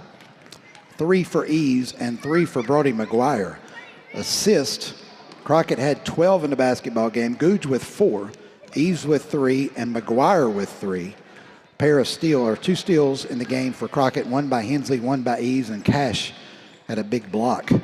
For Dobyns-Bennett assist, I had Thomas with 2, Potts 3 or 4, I'll have to check. Hayes 2, Webb 2. One for Maxwell, one for Tyree Thomas. That big steal and dish to Hayes for the go-ahead bucket, and Jalen Thomas with one as well. A steal for Potts, a steal for Tyree Thomas. Turnover-wise, both teams did very well taking care of the basketball. Dobyns-Bennett with only 9 turnovers. Crockett committed just 8. Crockett 17-7 on the year. Dobyns-Bennett 20-8 on the campaign. The Indians back here Monday night at the Buck Van Huss Dome to take on the South Green Rebels.